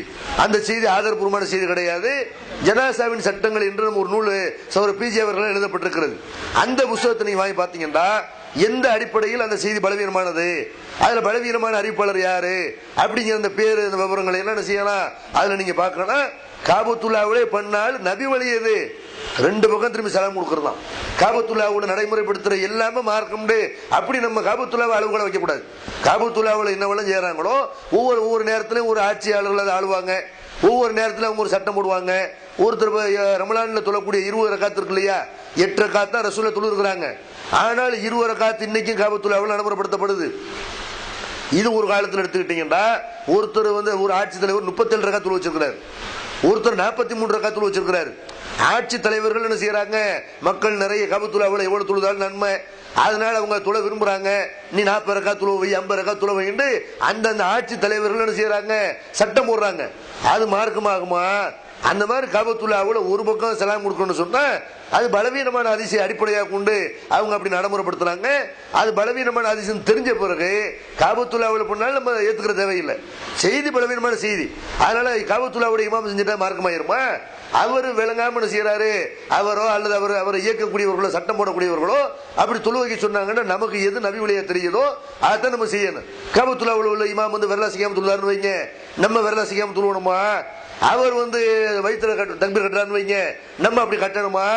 நமக்கு அவர் மாடல் கிடையாது, அல்லாஹ்வுடைய தூதர் தான் மாடலா இருக்கிறனால காபத்துல்லாவில் ஒரு பக்கம் திரும்பி சலாம் கொடுத்தாலும் அல்லது மதீனாவில் அப்படி நடைபெற்றாலும் உலகத்துல எந்த பகுதியில் நடைபெற்றாலும் ஹதீஸ்ல ஒரு பக்கம் திரும்பி சலாம் கொடுக்க இல்லை, சலாம் என்றுதான் இருக்கிற தொழுகையினுடைய முடிவு சலாம் என்றுதான் இருக்கிறது. அதனால ரெண்டு பக்கம் திரும்பி சலாம் கொடுக்கறது தான் முறை. என் பேர் சாஜிதா, கமுதியிலேருந்து. எகிப்தில் ப்ரௌன் உடல் இருக்குன்னு சொல்லி இஸ்லாம் சொல்லுது. பட் நம்ம தௌஹீத் ஜமாத் அது இல்லைன்னு சொல்றீங்க, ஏன்?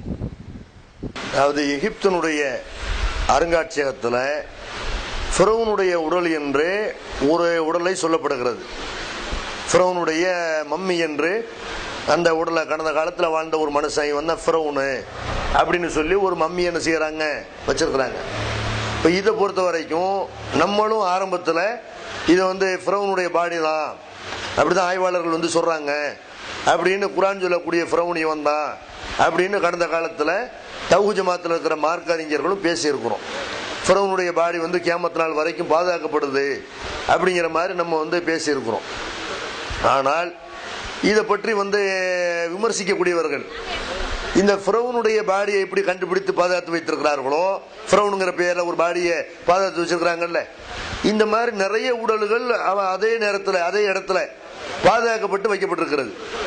உலகத்தில் வேறு சில பகுதிகளிலையும் பல்லாயிரம் வருஷத்துக்கு முன்னாடி வாழ்ந்த பல பேருடைய உடல் கடல்லையும் பனிப்பாறைகள்லையும் அந்த மாதிரி எல்லாம் எதுல இருந்தா அந்த உடல் அழியாதோ அந்த மாதிரியான இடங்கள்ல இருந்து அந்த உடலை எடுத்து அதை என்ன செய்யறாங்க, அழியாத வகையில பாதுகாத்து வச்சிருக்கிறாங்க. அப்ப இது ஃபிரௌனுடைய பாடின்னு சொன்னா இந்த உடல்கள்லாம் யாரு, ஃபிரௌனுக்கு மச்சானா, ஃபிரௌனுக்கு மாமனா இப்படின்னு ஆய்வாளர்கள் அதையும் கேட்கறான். இதை ஃபிரௌனுடைய பாடிங்கிறீங்களே, அப்ப இதெல்லாம் யாரு? நான் இதான் ஃபிரௌன் நான் சொல்றேன், இதுக்கு என்ன சொல்லுவீங்க இப்படின்னு கேட்கறாங்க. அதாவது ஃபிரௌனுடைய பாடி என்று சொல்லப்பட்ட அந்த உடல் விஷயத்துல இது ஃபிரௌனு கிடையாது என்று சில பேரும் சில ஆய்வாளர்களும் இது ஃபிரௌனு தான் என்று சில பேர் என்ன செய்யறாங்க சொல்றாங்க. இப்ப இது ஃபிரௌனுடைய பாடி இல்லை என்று, அதாவது ஒரு வலுவில்லாத அல்லாஹ் தன்னுடைய மார்க்கத்தை நிலைநாட்டுறதுக்கு ஒரு ஆதாரமா வச்சிருக்கக்கூடிய ஆதாரம் இருக்குல்ல, அது இவ்வளவு பலவீனமானதா இருக்கு, எவனும் மறுக்கிற வகையில இருக்கு. அல்லாஹ் ஒரு ஆதாரத்தை, இறைவன் இருக்கிறான் என்பதற்கு ஒரு ஆதாரத்தை சொன்னால் அதை எவனாலும் உடைக்கவே முடியாது. அந்த சான்று பொய் அப்படி சொல்லவே முடியாது. இப்ப அல்லாஹ் உலகத்தை உருண்டைங்கிறான், பூமியை உருண்டைங்கிறான். இதை எவனாவது இல்ல தட்டையாவும் இருக்க வாய்ப்பு இருக்கிறது, தட்டையா இருக்கிறதுன்னு எவனா கருத்து சொல்லிக்கிறானா? அப்படி சொல்லவே முடியாது. குர்ஆன் சொல்லக்கூடிய எந்த விஷயத்தையுமே எவனாலும் உடைக்கவே முடியாது. கடல்ல 2 வகையான கடல் இருக்கிறது என்று அல்லாஹ் குர்ஆன்ல சொல்றான். ஒரு கடலுடைய தண்ணீர் வந்து உப்பா இருக்கு, இன்னும் சில இடங்கள்ல வந்து கடல் தண்ணீர் வந்து இனிப்பாக சுவைமிக்கதாக இருக்கும் அப்படின்னு அல்லாஹ் சொல்றான். இதை எந்த விஞ்ஞானிகளாவது ஆய்வு பண்ணி உடைக்க முடிஞ்சா? அப்படிலாம் குர்ஆன் சொல்ற மாதிரி இல்ல, கடல்னால உப்பு தண்ணி தான் அப்படின்னு சொல்ல முடிஞ்சா? அந்த மாதிரி கடலை போய் ஆராய்ச்சி பண்ண போனவர் அவர் ஜே குஷ்டங்கிற ஒருத்தர் செய்யறாரு, கடல்ல இப்படி 2 வகையான தண்ணி இருக்கிற பார்த்து விட்டு இஸ்லாத்துக்கு வர்றாரு. இது இறைவேதம் தான். இந்த மாதிரி குர்ஆன் சொல்லக்கூடிய எந்த செய்தியா இருந்தாலும் சரி, நூஹ் நபி காலத்துல ஒரு கப்பல் மலைக்கு மேல ஜூதி மலை மேல போய் நின்றது இப்படின்னு குர்ஆன் சொல்லுது. அந்த மாதிரி ஒரு மலை, ஒரு அரராத் மலை தொடர் என்று அமெரிக்காவினுடைய மேற்கு தொடர்ச்சி மலை, அங்க போய் ஒரு கூட்டம் போய் ஆய்வு பண்றாங்க. மலைக்கு மேல கப்பலுடைய பாகங்கள் உடைஞ்சு அதை வந்து எடுக்கிறாங்க, பேர்த்து எடுக்கிற பனிப்பாறைகளுக்கு இடையில பேர்த்து எடுக்கிறார்கள். இவ்வளவு உயரத்துல கொண்டு வந்து கப்பலை வச்சது யார்? அந்த காலத்துல எப்படி கொண்டு வந்து வச்சிருப்பாங்க? வியந்து பாக்குறாங்க. குர்ஆன் சொல்லுது ஜூதி மலைக்கு மேல நூஹ் நபியும் அவருடைய மக்களும் காப்பாற்றப்பட்டார்கள் அப்படின்னு சொல்லுது. மலைக்கு மேல போய் மக்கள்லாம் வெள்ளம் ஏற்பட்டு உலகமே அழிஞ்சிச்சு. அல்லாஹ் குர்ஆன்ல சொல்றான், உலகத்தில் உள்ள எல்லாரும் அழிக்கப்பட்டார்கள், நூஹ் நபி அவர் ஏற்ற மக்கள் மட்டும் மலை உயரத்துக்கு அலை வந்துச்சு, ஜூதி மலைக்கு மேல போய் தப்பிச்சுக்கிட்டாங்க, தண்ணி இறங்கணும்னு எல்லாரும் கீழே வந்துட்டாங்க, ஆனா கப்பல் மேலே நின்றுச்சு இப்படின்னு குர்ஆன் சொல்லுது. இதை எவனா உடைக்க முடிஞ்சா? அப்படிலாம் இல்ல, இப்படின்னு யாரும் சொல்ல முடிஞ்சான்னு சொல்ல முடியாது. குர்ஆன் சொல்லக்கூடிய எந்த அறிவியல் சான்றாக இருந்தாலும் சரி, அதை வந்து எவனாலும் மனுஷன் வந்து மனுஷன்ல இருந்துதான் பிறந்திருக்கிறான், குரங்குல இருந்து பிறக்கல, கடவுளுடைய உடம்புல இருந்து எவனும் பிறக்கல.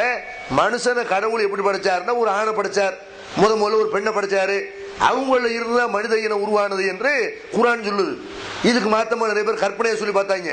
இல்ல குரங்குல தான் பிறந்தான், அதெல்லாம் நினைச்சு நின்றுச்சு அந்த குலகையெல்லாம், கற்பனையை சொல்லி பார்த்தாங்க. இல்ல கடவுளுடைய தலையில இருந்து ஒரு ஆளு, காலில இருந்து ஒரு ஆளு, வயிற்றுல இருந்து ஒரு ஆளு படைக்கப்பட்டார் இப்படின்னாங்க. அதெல்லாம் நிரூபிக்கப்பட்டுச்சா? அதெல்லாம் நிரூபிக்கப்படல. ஒரு ஐரோப்பாவுடைய நீக்குற இனத்தை சேர்ந்த ஒரு மனுஷன்ல இருந்துதான் மனுஷன் உண்டாயிருக்கிறான். ஆப்பிரிக்காவில் உள்ள ஒரு மனிதன் மூலமாகத்தான் மனித இனம் உண்டானது என்று, மனுஷன்ல இருந்தா மனுஷன் உண்டான என்று குர்ஆன் சொல்றதான் இன்றைக்கு நவீன விஞ்ஞானமும் சொல்லுது. அப்ப குர்ஆன் சொல்லக்கூடிய எந்த ஒரு சான்றா இருந்தாலும் சரி, இறைவனை நிரூபிப்பதற்கு, இஸ்லாத்தை நிரூபிப்பதற்கு உள்ள எந்த சான்றா இருந்தாலும் அது எவனாலும் உடைக்க முடியாத அளவுக்கு, அது வந்து அதுல மாற்றுக்கிறது சொல்ல முடியாத அளவுக்கு வலுவான சான்று தான் இஸ்லாத்துல இருக்கிறது. அப்ப ஃபிரௌனுடைய பாடியை பொறுத்த வரைக்கும் என்ன செய்யறாங்க? ஃபிரௌனுடைய பாடியை இல்லைங்கிற சில பேர் கேலி பண்றான், கிண்டல் பண்றான். இப்படி அதுல கிண்டல் பண்றது யாரு? அவன் ஆய்வாளர்கள், விஞ்ஞானிகள் என்ன செய்யறான்? கிண்டல் பண்றான். அப்ப இப்படி ஒரு பலவீனமான ஒரு நிலைமையிலே அல்லாஹ் ஒரு ஆதாரத்தை வைப்பான். அல்லாஹ்வுடைய ஆதாரம் அப்படிலாம் இருக்க, சவால் விடுறான் அல்லாஹ். இது அல்லாஹ்வுடைய வேதம் இல்லைன்னு நீ நினைத்தால் இந்த மாதிரி ஒரு 10 வசனத்தை கொண்டு வாடா, இப்படி ஒரு வசனத்தை கொண்டு வா, இந்த மாதிரி இந்த குர்ஆன்ல உள்ள மாதிரி ஒரு சூறாவை கொண்டு வா என்றெல்லாம் குர்ஆன் சவால் விட்டு என்ன செய்யுது? உன்னால இதை உடைக்க முடியாது, என்னுடைய சான்றை மறுக்க முடியாது, இப்படி எல்லாம் சவால் விடக்கூடிய நேரத்தில் இது வந்து ஃபிரௌனுடைய பாடியா இல்லையாண்டு சந்தேகம் வருது. அதை வந்து கேலி பண்றான், கிண்டல் பண்றான்டா. நம்ம விளங்குனதுல ஏதோ மிஸ்டேக் இருக்கிறது. குர்ஆன் ஃபிரௌனை பத்தி என்ன சொல்லுது என்பதை நம்ம முறையா பார்க்க வேண்டும் என்று குர்ஆன்ல உள்ள அந்த வார்த்தை அப்படியே நேரடியா என்ன சொல்லப்பட்டிருக்கு முதல்ல பார்ப்போம். நம்ம கற்பனை ஒரு ஓரத்தில் வச்சிருவோம். இப்படி ஒரு பாடி இருக்குதுல, அந்த பாடியை மறந்துடுவோம். அது ஃபிரௌனுடைய பாடியே இல்லைன்னு தெரியலையே, கன்ஃபார்ம் இல்லையே. அந்த பாடி கூட எப்படி இருக்கிறது? அல்லாஹ் கியாமத் நாள் வரைக்கும் ஒரு உடலை பாதுகாத்தாலும் கூட அது எப்படி இருக்கு? அந்த மாதிரி இருக்குதான்னு கேட்டா அது கருவாடு மாதிரி இருக்கிறது. சூம்பி போய் பார்க்கறதுக்கு ஒரு கருவாடு மாதிரி தோற்றத்தில் இருக்குது. அந்த மாதிரி வந்து மீன் கருவாடை மாறினா எப்படி இருக்கு? அந்த மாதிரி ஒரு மனுஷனுடைய பாடி வந்து அது பாதுகாக்கப்படலன்னு பார்த்தாலே தெரியுது. அப்ப குர்ஆன் இதை பத்தி நேரடியாக என்ன சொல்லுது? குர்ஆனுடைய வார்த்தையை சிந்திக்குவோம். நம்மளா எதுக்கு எவனோ ஃபிரௌன் சொன்ன வைத்து எல்லாரும் இதை வந்து ஃபிரௌன் சொல்றதை வைத்துக் கொண்டு நம்மளே ஏன் சொல்லணும்? குர்ஆன்ல இதை பத்தி என்ன இருக்குன்னு சொல்லி நம்ம அது சம்பந்தமாக குர்ஆனுடைய வசனத்தை பார்க்கும் பொழுது குர்ஆன் வந்து கியாமத் நாள் வரைக்கும் ஃபிரௌனுடைய பாடி பாதுகாக்கப்படும் சொல்லவே கிடையாது. குர்ஆனுடைய வசனங்கள்ல ஃபிரௌன் ஒருத்தன் வாழ்ந்தான் இருக்கிறது. நான் தான் உங்களுக்கெல்லாம் பெரிய கடவுள் என்று அவன் சொன்னதாக குர்ஆன்ல இருக்கிறது. இஸ்ரவேல் சமுதாயத்தை அடக்குமுறை செய்ததாக குர்ஆன்ல இருக்கிறது. மூசா நபியை எதிர்த்ததாக குர்ஆன்ல இருக்கிறது. அவன் நாத்தியம் பேசியதாக குர்ஆன்ல இருக்கிறது. அவன் கடல்ல வந்து மூழ்கடிக்கப்பட்டான் அப்படிங்கிற குர்ஆன்ல இருக்கிறது. அவனோடு சேர்ந்த அனைவரும் கடல்ல மூழ்கடிக்கப்பட்டு அன்னைக்கே இறந்து போய்விட்டார்கள் அப்படின்னு குர்ஆன்ல இருக்கிறது. ஆனால் ஃபிரௌனுடைய அந்த உடல் வந்து அவன் கடல்ல அவன் மூழ்கடிக்கப்படும் போது அவன் அப்படியே அன்னைக்கே செத்து போய் கியாமத் வரைக்கும் அவனுடைய உடலை அல்லாஹ் பாதுகாப்பது அப்படி குர்ஆன்ல இருக்கான்னு கேட்டா அந்த மாதிரி குர்ஆன்ல இல்லை. வேற எப்படி இருக்கிறது? அந்த வாசகத்தை பாருங்க, நீங்களே விளங்கிக்கலாம். அந்த வாசகம்ல என்ன இருக்கிறது? ஃபல் யௌம, ஃபிரௌன் வந்து கடல்ல மூழ்கடிக்கப்படுறான். கடல்ல மூழ்கடிக்கப்படக்கூடிய நேரத்தில் அவன் என்ன செய்யறான்டா, ஆமன்து அன்னஹு லா இலாஹ இல்லல்லதி ஆமனத் பிஹி பனு இஸ்ராயில், இஸ்ரவேலர்கள் எந்த இறைவனை ஏற்றுக்கொண்டார்களோ அந்த இறைவன் நானும் ஏத்துக்கிறேன்னு ஃபிரௌன் ஈமான் கொள்றான். கடல்ல மூழ்கடிக்கப்படக்கூடிய நேரத்தில் என்ன செய்யறான்? கடல்ல அல்ல ரெண்ட பழுந்து காட்டினான். மூசா நபி அவர்களும் அவரை ஏற்ற மக்களும் கடல் ரெண்டா பொழுது வழி கொடுக்குது. அல்லாஹ்வுடைய அற்புதத்தினால தப்பிச்சு போறாங்க. ஃபிரௌன் அதை பார்த்து ஈமான் கொள்ளணும்ல. கடைசி நேரத்தில் கூட ஈமான் கொள்ளாம நம்மளும் இதே வழியா போய் இந்த கடல் பிளந்து பாதை விட்டுருக்கல, இதுல போய் அந்த மூசாவை போய் அழிச்சிடலாம் இப்படின்னு பின்னாடியே தடுத்திட்டு வர்றான். அவன் உள்ள வர நேரத்தில் அல்லாஹ் கடலை மூடிடுறான். திறந்த பாதை வந்து மூடி விடுகிறது. அப்ப கடல்ல வந்து எல்லாரும் மூழ்கடிக்கப்படுறான்.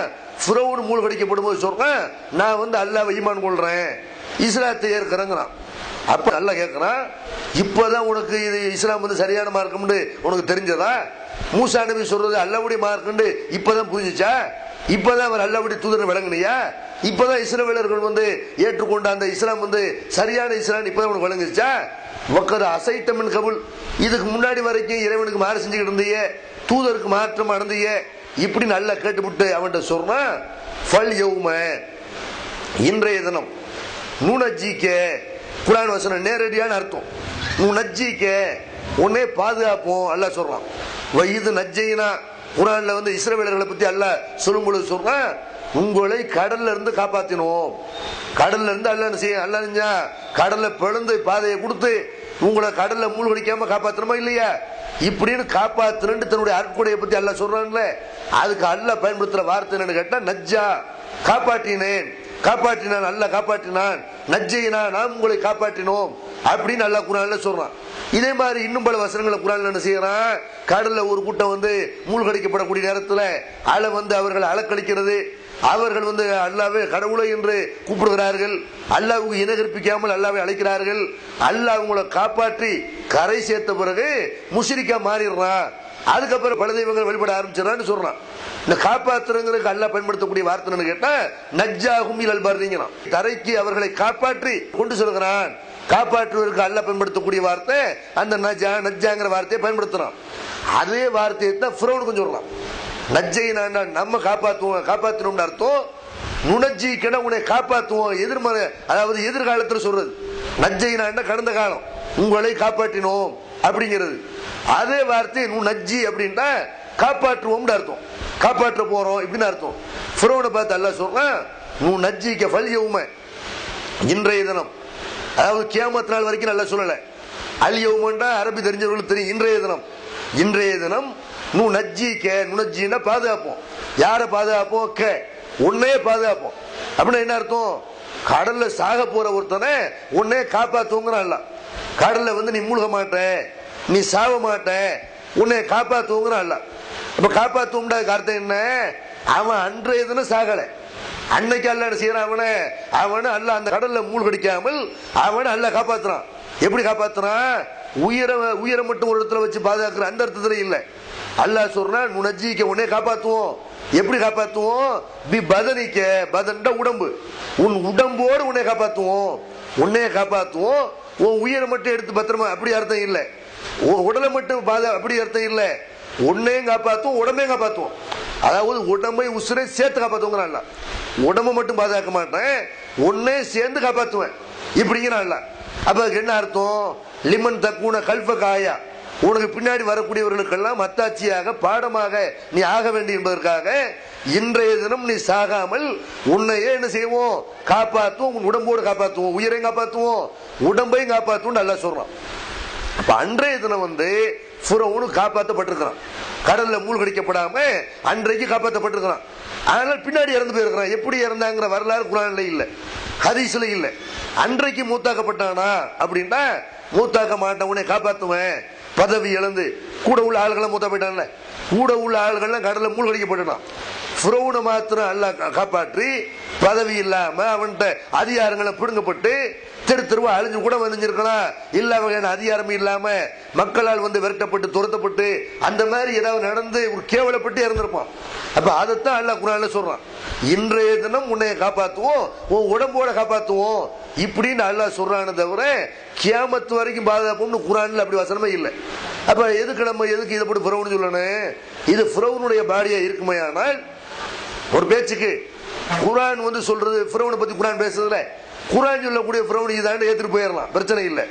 அது ஃபிரௌனுடைய பாடியா இல்லாதனால குர்ஆன் பொய்யா போகுமா? அடே ஃபிரௌன் ஒருத்தன் வாழ்ந்தாப்பா, அவன் உடம்பு கியாமத்து நாள் வரைக்கும் பாதுகாப்போம்லாம் குர்ஆன்ல இல்லை. அவனுடைய உடம்பு வந்து அன்றைய தினம் பாதுகாக்கப்படும்னு தான் காப்பாற்றும் தான் குர்ஆன்ல இருக்கிறது. அப்படின்னு குர்ஆன் வந்து பொய்யா இல்லாம ஆயிரும். குர்ஆன் சொல்றது உண்மை. குர்ஆன் என்ன சொல்லுது? ஃபிரௌன்னு ஒருத்தன் வாழ்ந்தான், அன்னைக்கு அவன் சாகடிக்கப்படல, இன்னொரு நாள் தான் அவன் வந்து நினைஞ்சிருக்கிறான், செத்து போயிருக்கிறான் அப்படின்னு தான் வந்து இந்த குர்ஆன் வசனம் சொல்லுதுன்னு என்ன செய்யறோம், நம்ம சொல்றோம். அதனால அந்த பாடியை பொறுத்த வரைக்கும், எகிப்தில் உள்ள பாடியை பொறுத்த வரைக்கும் அது ஃபிரௌனாவும் இருக்கலாம், ஃபிரௌன் இல்லாமல் இருக்கலாம். ஃபிரௌன் இல்லாமல் இருப்பதற்கு தான் நிறைய வாய்ப்புகள் இருக்கிறது அப்படின்னு என்ன செய்யறாங்க ஆய்வாளர்கள் வந்து அது சம்பந்தமா நிறைய கேள்விகளை சொல்றாங்க. அதனால நமக்கு அது தேவையே இல்லை. அது ஃபிரௌனுடைய பாடியா இருந்தாலும் என்ன, இல்லாட்டி என்ன? குர்ஆன் அதை பத்தி பேசுதா? ஃபிரௌனுடைய பாடி கியாமத்து வரைக்கும் பாதுகாக்கப்படும் குர்ஆன்ல இல்லையே. இல்லாத உன்னை நிரூபிக்கணும், இந்த பாடியை வச்சுதான் ஃபிரௌனை நம்ம நிரூபிக்கணுமா? ஃபிரௌன்னு ஒருத்தன் வாழ்ந்தான்னு குர்ஆன் சொல்லுது. மூசா நபியை பத்தி குர்ஆன் சொல்லுது. அவர் வந்து கடல் பழந்துச்சுன்னு குர்ஆன் சொல்லுது. இது எல்லாமே வந்து சுனாமியில நம்ம பார்த்தோம். சுனாமியில கடல் உள்வாங்கிச்சா இல்லையா, பாதை விட்டுச்சா இல்லையா, அது கடல் பழந்துச்சு. இதெல்லாம் நம்ப முடியுதான்னு கேட்டா, சுனாமியில அப்படி கடல் உள்வாங்கிச்சே, திரும்பி வந்து அடிக்கிறதுக்கு முன்னாடி உள்வாங்கி நிறைய பேர் கடலுக்குள்ள போனான். வாளின்ற அவனா உள்ள போகும்போது திருப்பி அடிச்சா இல்லையா? இது இந்த குர்ஆன் வசனத்தை பொறுத்த வரைக்கும் இந்த ஃபிரௌனை பத்தி என்ன செய்யல, கியாமத்து வரைக்கும் பாதுகாக்கப்படுவான், எகிப்துல பாதுகாக்கப்படுறான் அப்படிலாம் குர்ஆன்ல இல்ல. அதுதான் என்ன செய்யறோம், தௌஹீத் ஜமாத் சொல்றோம். இது வந்து சில பேர் என்ன செய்யறாங்க, ஃபிரௌன் இன்னைக்கு உசுரோடு இருப்பதாக தௌஹீத் ஜமாத் சொல்ற மாதிரி தப்பா பிரச்சாரம் பண்றாங்க. நம்ம ஃபிரௌன் உசுரோடு இருக்கிறான்னு சொல்லல, அன்னைக்கு சாவலையே தவிர செத்துனா ஃபிரௌன். ஃபிரௌனை பொறுத்த வரைக்கும் நினைச்சுட்டா ஃபிரௌன் உயிரோடு இருந்தா ரசூலுல்லாஹ் சொல்லியிருப்பாங்க. ஃபிரௌன் உயிரோடு இருக்கிறாங்கிற நம்முடைய கருத்து இல்லை. ஃபிரௌன் அன்றைக்கு அழிக்கப்பட்டான்னு கேட்டா அன்றைக்கு காப்பாற்றப்பட்டான்ங்கிறது தான் குர்ஆன் சொல்லக்கூடிய விஷயம். அந்த குர்ஆன் வசனத்தை நேரடியாக ஒவ்வொரு வார்த்தைக்கு அர்த்தம் வச்சு பார்த்தாலும் நம்ம சொல்றது சரின்னு விளங்கும். எந்த பள்ளிவாசல்களும் வங்கிகள் கொடுக்கும் வட்டியை விட வட்டியை வேண்டாம் என்று சொல்வதில்லை. இது மார்க்கத்திற்கு புறம்பானது என்று தெரிந்தும் தவறு செய்கிறார்களே ஏன்? வங்கிகள்ல உள்ள வட்டி இருக்குல்ல, இதை வந்து ஏன் பள்ளிவாசல்கள்ல இதை வந்து கூடான்னு சொல்ல மாட்டேங்கிறாங்க, எந்த ஆலிம் சாஹிப் இதை கண்டிக்க மாட்டேங்கிறாங்க அப்படின்னு கேட்கறாங்க. வங்கியில வரக்கூடிய வட்டி, நம்ம போடக்கூடிய பணத்துக்கு வட்டி தர்றான்ல, அந்த வட்டியை பொறுத்த வரைக்கும் அது தெளிவான ஹராம் தான். அது வட்டி தான். நம்ம போடக்கூடிய பணத்துக்கு என்ன செய்யறாங்க, அவன் வட்டியை ஒரு அமௌண்ட் தர்றான். இதை வந்து உலமாக்கள் என்ன செய்யறாங்க, இதை கூடுமுறாங்க, நீங்க வாங்கலாம், அதாவது கூடாதுன்னு பிரச்சாரம் செய்யாம சும்மா இருந்தா கூட பரவாயில்லை. இவங்க என்ன செய்யறாங்க, நீங்க அந்த பணத்தை எல்லாம் வாங்கி எங்க ஊர் பள்ளிவாசல கக்கூஸ் கட்ட வேண்டியிருக்குது, அது கொடுத்துருங்க. ஹராமான பணத்தை வாங்கி ஹராமுக்கு செலவழிக்கிறாங்களாம். எவ்வளவு அறிவு கொழுந்துன்னு பாருங்க. அட பள்ளிவாசலுடைய கக்கூஸ்னா பள்ளிவாசல் இடம் இல்லையா? அது ஹராம வாங்கி பண்ண பாத்ரூம் போறேன் ஹராமா? அது அப்படி பாத்ரூம் போக கூடாது. ஹராம வாங்கி எதுக்கு செலவழிக்கலாமா? இந்த மாதிரி காரியங்களை செலவழிக்கலாம் அப்படின்ட்டு அது பள்ளிவாசல் லிஸ்டே வராது. அது இந்த மாதிரி ரசூலுல்லாஹ் செய்யல, இப்படிலாம் சொல்லல. நீங்கள் வட்டிக்கு வாங்கி பள்ளிவாசலுக்கு கக்கூஸ் கட்டுற கொடுங்க, தரையில மிதிப்படுற தரைக்கு கொடுங்க, இப்படிலாம் ரசூலுல்லாஹ் சொல்லல. வட்டி நீங்க வாங்கினால பாவம் தான், அதை எதுக்கு செலவழிக்கிறங்கிற ரெண்டாவது. நீங்க வாங்கினால வட்டி வாங்கிட்டீங்களே, அதனால பேங்க்ல போடுற பணத்தை பொறுத்த வரைக்கும் வட்டி இல்லாம பேங்க்ல கணக்கு வச்சுக்கிற முடியுமா? கணக்கு வச்சுக்கிறங்க. வட்டியை எடுக்கிற மாதிரி இருந்தால் மார்க்கத்தை பொறுத்த வரைக்கும் வட்டி இஸ்லாம் கடுமையாக கண்டிக்கிறது. அதனால பள்ளிவாசல்ல அந்த பேங்க்ல தரக்கூடிய வட்டியாக இருந்தாலும் அந்த வட்டி தான். ஒரு ஆள்கிட்ட கொடுத்து பணத்தை கொடுத்து வட்டி வாங்குறோம்ல, அது எப்படி வட்டியோ அது மாதிரி பேங்க்ல பணத்தை போட்டு வட்டி வாங்கினால் அதுவும் வட்டி தான், அதுவும் தெளிவான ஹராம் தான். அந்த மாதிரி வட்டி வாங்கக்கூடாது. உலமாக்கள் வந்து கண்டிக்க மாட்டேங்கிறாங்க. ஏன் கண்டிக்க மாட்டேங்கிறாங்க? எத்தனையோ உலமாக்களை வட்டிக்கு விடுறாங்க. பெரிய பெரிய ஊர்களில், பணக்கார ஊர்கள் எல்லாம், இந்த கீழக்கரை அதனம் பண்ண காயல் பண்ண மாதிரி ஊர்கள் எல்லாம் ஆலிம் சாக்கள் என்ன செய்யறாங்கன்னு நிறைய பணம் வைத்திருப்பார்கள். வெளிநாட்டுக்கு போய் வசூல் பண்ணது அல்லது வாரிசு அடிப்பில் அவங்களுக்கு கிடைச்ச சொத்துக்கள் இதையெல்லாம் வச்சு என்ன பண்றாங்க, இவனா பணக்காரனை பிடிக்க வேண்டியது. இந்த 2 லட்சம் ரூபாய் வச்சுக்க, ஒரு 10 லட்சத்தை வச்சுக்க, எனக்கு மாசம் ஒரு 1 லட்சம் ரூபாய்க்கு ஒரு 1500 ரூபாய் கணக்கு பண்ணி என்ன செய்ய, எனக்கு வந்து வியாபாரத்தில் லாபம்னு சொல்லிக்காத, இப்படின்னு வட்டிக்கு விடுறாங்க. 1500 ரூபாய் கட்டாயமா கொடுக்கணும்னா அந்த பிசினஸ், அது பிசினஸ்ல லாபமும் வரும் நஷ்டமும் வரும். உலமாக்கள் என்ன செய்யறாங்க, அந்த மாதிரி பணத்தை கொடுத்து மாசம் லட்சத்துக்கு 2000 ரூபாய் வாங்குறார்கள். இந்த மாதிரி இவங்கள வட்டிக்கு வாங்குற காரணத்தினால அதை பத்தி பேச மாட்டார்கள். அதே மாதிரி சில ஊர்களில் வந்து என்ன செய்வாங்க, பள்ளிவாசலுடைய நிர்வாகிகள் வட்டிக்கு விடக்கூடியவங்களா இருப்பாங்க. இவர் கண்டிச்சு பேச முடியுமா? கண்டிச்சு பேசுனா இவரை பள்ளிவாசல் விட்டு அனுப்பிவிடுவாங்க. இதுக்காக வேண்டி இதை பத்தி பேசாமல் செய்யறாங்க. ஆனால் அல்லாட்ட இவர்கள் இதுக்கெல்லாம் பதில் சொல்லி ஆகணும். இந்த மாதிரி தீமை என்று தெரிஞ்சால் அதை கண்டிக்க வேண்டியது மார்க்க அறிஞருடைய கடமையை தவிர அதை கண்டு காணாமல் இருப்பார்களே. ஆனால் சத்தியத்தை மறைத்த ஒரு குற்றம் அவங்கள சேரும். அதுக்கு அல்லாட்ட அவங்க பதில் சொல்லிதான் ஆகணும். அஸ்ஸலாமு அலைக்கும். பிர்தௌஸ். மாதவிடாய் காலங்களில் பெண்கள் குர்ஆன் ஓதலாமா? பெண்கள் குர்ஆன் ஓதலாமா? சரி. வீட்டில் இகாமத் சொல்லி தொழுவலாமா? என்ன கேட்குறாங்கண்டா, மாதவிலக்கு ஏற்பட்டிருக்கிற நேரத்தில் பெண்கள் குர்ஆனை ஓதலாமா அப்படின்னு கேட்குறாங்க. பொதுவாக நம்ம இந்த கேள்விக்கு பதில் சொல்றதுக்கு முன்னாடி ஒரு அடிப்படையை நம்ம தெரிஞ்சுக்கிறணும். எதை நம்ம காலகாலம் உள்ளத்தில் விதைச்சி வச்சிருக்கிறோமோ அதுவே தான் பதிலாக வரணும்னு எதிர்பார்க்கக்கூடாது. நம்ம ஒவ்வொரு கேள்விக்கும் எப்படி பதில் எதிர்பார்க்கணும்? குர்ஆன்ல இருந்தால் அதை ஏற்றுக்கிறோம். காலகாலமாக நம்முடைய உள்ளத்தில் ஒரு நம்பிக்கை இருக்கலாம். ஆனால் அந்த நம்பிக்கை தான் சரியானது என்று நம்ம நினைக்காம ஹதீஸ்ல இருந்தால் ஏற்றுக்கிறோம், குர்ஆன்ல இருந்தால் ஏற்றுக்கிறோம். அல்லாஹ் ரசூல் ஒன்றை தடுக்காமல் இருந்தால் நம்மளையே ஒன்றை தடுத்து வச்சுக்கிறேன்னு, அல்லாஹ் ரசூல் ஒன்று அனுமதிச்சிருந்தா நம்ம ஏன் அதை கூடாதுன்னு சொல்லணும், அது மற்றவங்க கூடாதுன்னு சொன்னா ஏன் ஏற்றுக்கிறேன்னு, இப்படிங்கிற ஒரு மனநிலையில தான் எல்லா கேள்விகளுக்கும் பதில் எதிர்பார்க்கணும். அப்ப அந்த வகையில மாதவிலக்கு ஏற்பட்ட பெண்கள் என்னவெல்லாம் செய்யக்கூடாதுன்னு மார்க்கத்தில் தெளிவாக சொல்லப்பட்டிருக்குது. என்னவெல்லாம் செய்யக்கூடாது? அவங்க தொழக்கூடாதுன்னு மார்க்கத்தில் இருக்கிறது. நோன்பு வைக்கக்கூடாதுன்னு இருக்கிறது. நோன்பை மாத்திரம் விடுபட்ட நோன்பு செய்யலாம், அவங்க பின்னாடி வச்சுக்கலாம். ஆனால் அந்த நேரத்தில் நோன்பு வைக்கக்கூடாதுன்னு இருக்கிறது. இல்லறத்தில் ஈடுபடக்கூடாதுன்னு இருக்கிறது. பள்ளிவாசலுக்கு வரக்கூடாதுன்னு இருக்கிறது. அதே மாதிரி காபத்துல்லாவில் ஹஜ்ஜுக்கு போயிருப்பார்களே, ஆனால் தவாஃபு செய்யறது, காபத்துல்லாவை வலம் வருவது, அந்த காபத்துல்லாவில் சை பண்றாங்கல்ல, தொங்கோட்டம் ஓடுறாங்கல்ல, அது பள்ளிவாசலுக்குள்ள தான் செய்யணும். அப்ப அந்த தொங்கோட்டம் ஓடுறது இதுதான் கூடாதுங்கிறது. மாதவிலக்கு ஏற்பட்ட நேரத்தில் ஒரு பெண்ணு செய்யக்கூடாத காரியங்கள் இந்த 5 விஷயத்தை தான் அல்லாஹ்வும் தூதரும் நமக்கு கூடாதுங்கிறாங்க. என்ன விளங்க கூடாது? தொழக்கூடாது, நோன்பு வைக்கக்கூடாது, இல்லறத்தில் ஈடுபடக்கூடாது, காபத்துல்லாவில் தவாஃப் செய்யக்கூடாது, இந்த பள்ளிவாசலுக்குள்ளே நுழையக்கூடாது. இப்படின்ட்டு நமக்கு இவ்வளவுதான் தடுக்கப்பட்டிருக்கு. இதை தாண்டி அவங்க துவா கேட்கக்கூடாது என்றோ, குர்ஆன் ஓதக்கூடாது என்றோ, அவங்க வெளியாட்டு பேசக்கூடாது என்றோ, அவங்க ஆணோடு சேர்ந்து கணவனோடு சேர்ந்து சாப்பிடக்கூடாது என்றோ, அந்த மாதிரி எந்த கட்டளையுமே அவங்களுக்கு இந்த 5 விஷயத்தை தவிர எதுவுமே தடுக்கப்படலை. அப்ப அல்லாஹ்வும் ரசூலும் 5 விஷயத்தை தடுத்திருக்கிறாங்க இருக்கும் பொழுது நம்ம நினைக்கிறோம் தொழுக ஒரு இபாதத்து, குர்ஆன் ஒரு இபாதத்தானே இவங்கள நினைச்சுக்கிறது. தொழுவ இபாதத்து மாதிரி குர்ஆன் ஒரு இபாதத்துன்னு சொன்னா அது அல்லாஹ்வுக்கு தெரியாதது, அல்லாஹ்வுடைய தூதருக்கு தெரியாதது. அல்லாஹ்வுடைய தூதர் அதையும் தடுக்கலை. தொழுவ இபாதத்து மாதிரி ஜக்காத் இபாதத் தானே, ஹஜ் இபாதத் தானே. அப்ப ஹஜ்ஜில் சுத்தமாக ஹஜ்ஜை கூடாதுன்னு சொன்னாங்களா சொல்ல? பள்ளிவாசலுக்குள்ள எதை செய்யறீங்களோ அது கூடாதுனாங்களே தவிர ஹஜ்ஜில் உள்ள வேற வணக்கங்களை கூடுமா தொழக்கூடாத தவிர மற்ற வணக்கம்லாம் ஒவ்வொரு நாள்ல என்னென்ன செய்யணும் இருக்கா இல்லையா, அதெல்லாம் செய்யலாமே. அப்ப வணக்கம்ங்கிற அடிப்படையில் பொதுவாக எதுவுமே கூடாது அப்படின்னா துவா கூட செய்ய முடியாது. ஒரு மாதவிலக்கு ஏற்பட்ட பெண்கள் துவா ஒரு வணக்கம் இருக்கா இல்லையா? அத்துவாவு கோல் இபாதா, துவா என்பது அதுதான் வணக்கம் என்று நபி ஸல்லல்லாஹு அலைஹி வஸல்லம் சொன்னாங்க. குர்ஆன் ஒரு வணக்கம்ங்கிறனால செய்யக்கூடாது அப்படின்னா துவா ஒரு வணக்கமாச்சே. மாதவிலக்கு ஏற்பட்ட பெண்ணுக்கு வயிற்றுவலி ஏற்படுகிறது அல்லது வேற ஏதாவது ஒரு தேவை ஏற்படுகிறது, ஒரு நோய் நொடிக்கு ஆளாகிறார்கள், ஒரு மன கஷ்டத்துக்குள்ளாகிறார்கள், அல்லாஹ் துவா கேட்கக்கூடாதா, ஒரு வணக்கத்தை செய்யக்கூடாதா? எந்த வணக்கம் கூடாதுன்னு சொல்லப்பட்டிருக்கோ அதோடு நிறுத்திக்கணும் தவிர இது வணக்கம்னால இதுவும் கூடாது அப்படி நம்மளா ஒரு முடிவுக்கு வரக்கூடாது. அல்லாஹ்வும் அல்லாஹ்வுடைய தூதரும் தடுக்காத ஒன்றை நம்மளா என்ன செய்யக்கூடாது, அதை ஹராமாக்கி கொள்ளக்கூடாது. அந்த மாதிரி நபி ஸல்லல்லாஹு அலைஹி வஸல்லம் அவங்கள கூட அல்லாஹ் கண்டிக்கிறான். யா அய்யுஹன் நபி லிம துஹர்ரிமு மா அஹல்லல்லாஹு லக, அல்லாஹ் உனக்கு அனுமதித்திருப்பதை நீ ஏன் உனக்கு ஹராமாக்கிற? நபி ஸல்லல்லாஹு அலைஹி வஸல்லம் தன்னுடைய மனைவிமார்கள் ஒரு மனைவிக்காக வேண்டி தேன் சாப்பிட மாட்டேன்னு ஒரு நேரத்தில் சொல்றாங்க. அல்லாஹ் மீது சத்தியமான தேன் சாப்பிட மாட்டேன் மனைவியினுடைய விருப்பத்துக்காக வேண்டி. அப்ப என்ன அதை கிண்டல் பண்றாங்க, உங்களுடைய மனைவிமார்கள் செய்யறாங்க, அதை கிண்டல் பண்றாங்க. இதனால தேன் சாப்பிட மாட்டேன்னு ஒரு விருப்பல சொல்லிடுறாங்க. இப்ப இது அல்லாஹ் என்ன செய்யறான், உன் மனைவி விருப்பத்துக்காக வேண்டி அல்லாஹ் ஹலாலாக்குனத ஹராம்னு சொல்லுவியா? அந்த அதிகாரம் இருக்குதான்னு கண்டிக்கிறான். அப்ப அல்லாஹ் அனுமதித்த ஒன்றை ஹராமாக்கக்கூடிய அதிகாரம் நமக்கு கிடையாது, யாருக்கும் கிடையாது.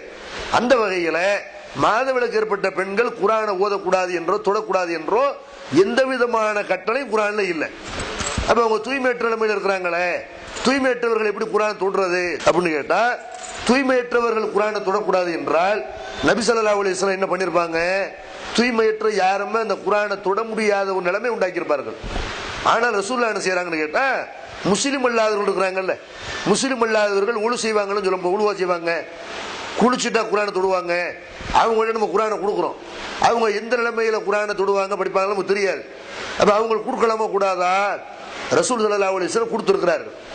திருக்குர்ஆனுடைய பல வசனங்களை முஸ்லிம் அல்லாத மன்னர்களுக்கு கடிதம் எழுதும் பொழுது அந்த வசனங்களை குறிப்பிட்டு அதில் எழுதி அனுப்பியிருக்கிறாங்க. இந்த வசனத்தை வந்து நீங்க படிப்பனையா வச்சுக்கிறீங்க, இந்த வசனத்துல சொல்ற அறிவுரை நீங்க கேளுங்க அப்படின்னு குர்ஆனுடைய வசனங்களை முஸ்லிம் அல்லாத மக்களுக்கு ரசூல் அனுப்புனாங்களா இல்லையா? தூய்மையற்றவர்கள் குர்ஆனை தொடக்கூடாது என்றால் இன்னமல் முஷ்ரிகூன நஜசுன், இணை வைப்பவர்கள் அசுத்தமானவர்கள். அப்ப அவங்களுக்கு எப்படி ரசூலுல்லாஹ் குர்ஆன் அனுப்புனாங்க? தூய்மையற்றவர்கள் குர்ஆனை தொடக்கூடாது என்று என்ன செய்யல, அந்த மாதிரி வந்து அல்லாஹ் ரசூலுல்லாஹ் சொல்லல. பள்ளிவாசலுக்கு தூய்மையற்ற மேல வரக்கூடாது தவிர குர்ஆனை பொறுத்த வரைக்கும் நம்மோடு பிணைந்த விஷயம். இப்ப உதாரணத்துக்கு நம்ம ஒவ்வொரு நேரமும் இரவுல என்ன செய்யறோம், தூங்குறோம். பொதுவாக இரவுல தூங்க செல்லும் பொழுது நபி ஸல்லல்லாஹு அலைஹி வஸல்லம் ஒரு 3 சூறாக்களை ஓதுவார்கள் இருக்குது. என்ன 3 சூறா ஓதணும்? குல்லு பிர்பின் நாஸ், குல்லு பிர்பில் ஃபலக், குல்லு ஹுவல்லாஹது. இத 3 தடவை ஓதி அதை கையில ஊதி ரசூலுல்லாஹ் மேரி முழுக்க தடவிக்கிறாங்கன்னு இருக்குது. இது அன்றாடம் செய்யணுமா இல்லையா? தூய்மையற்ற நிலைமையில குர்ஆன் ஓதக்கூடாது என்றால் அப்ப நீங்க மட்டும் வந்து ஓத தேவையில்லை, குர்ஆன் ஓத வேணாம், எந்த துஆ ஓத வேணாம் ரசூலுல்லாஹ் சொல்லியிருப்பாங்க. அந்த மாதிரி சொன்னாங்களா?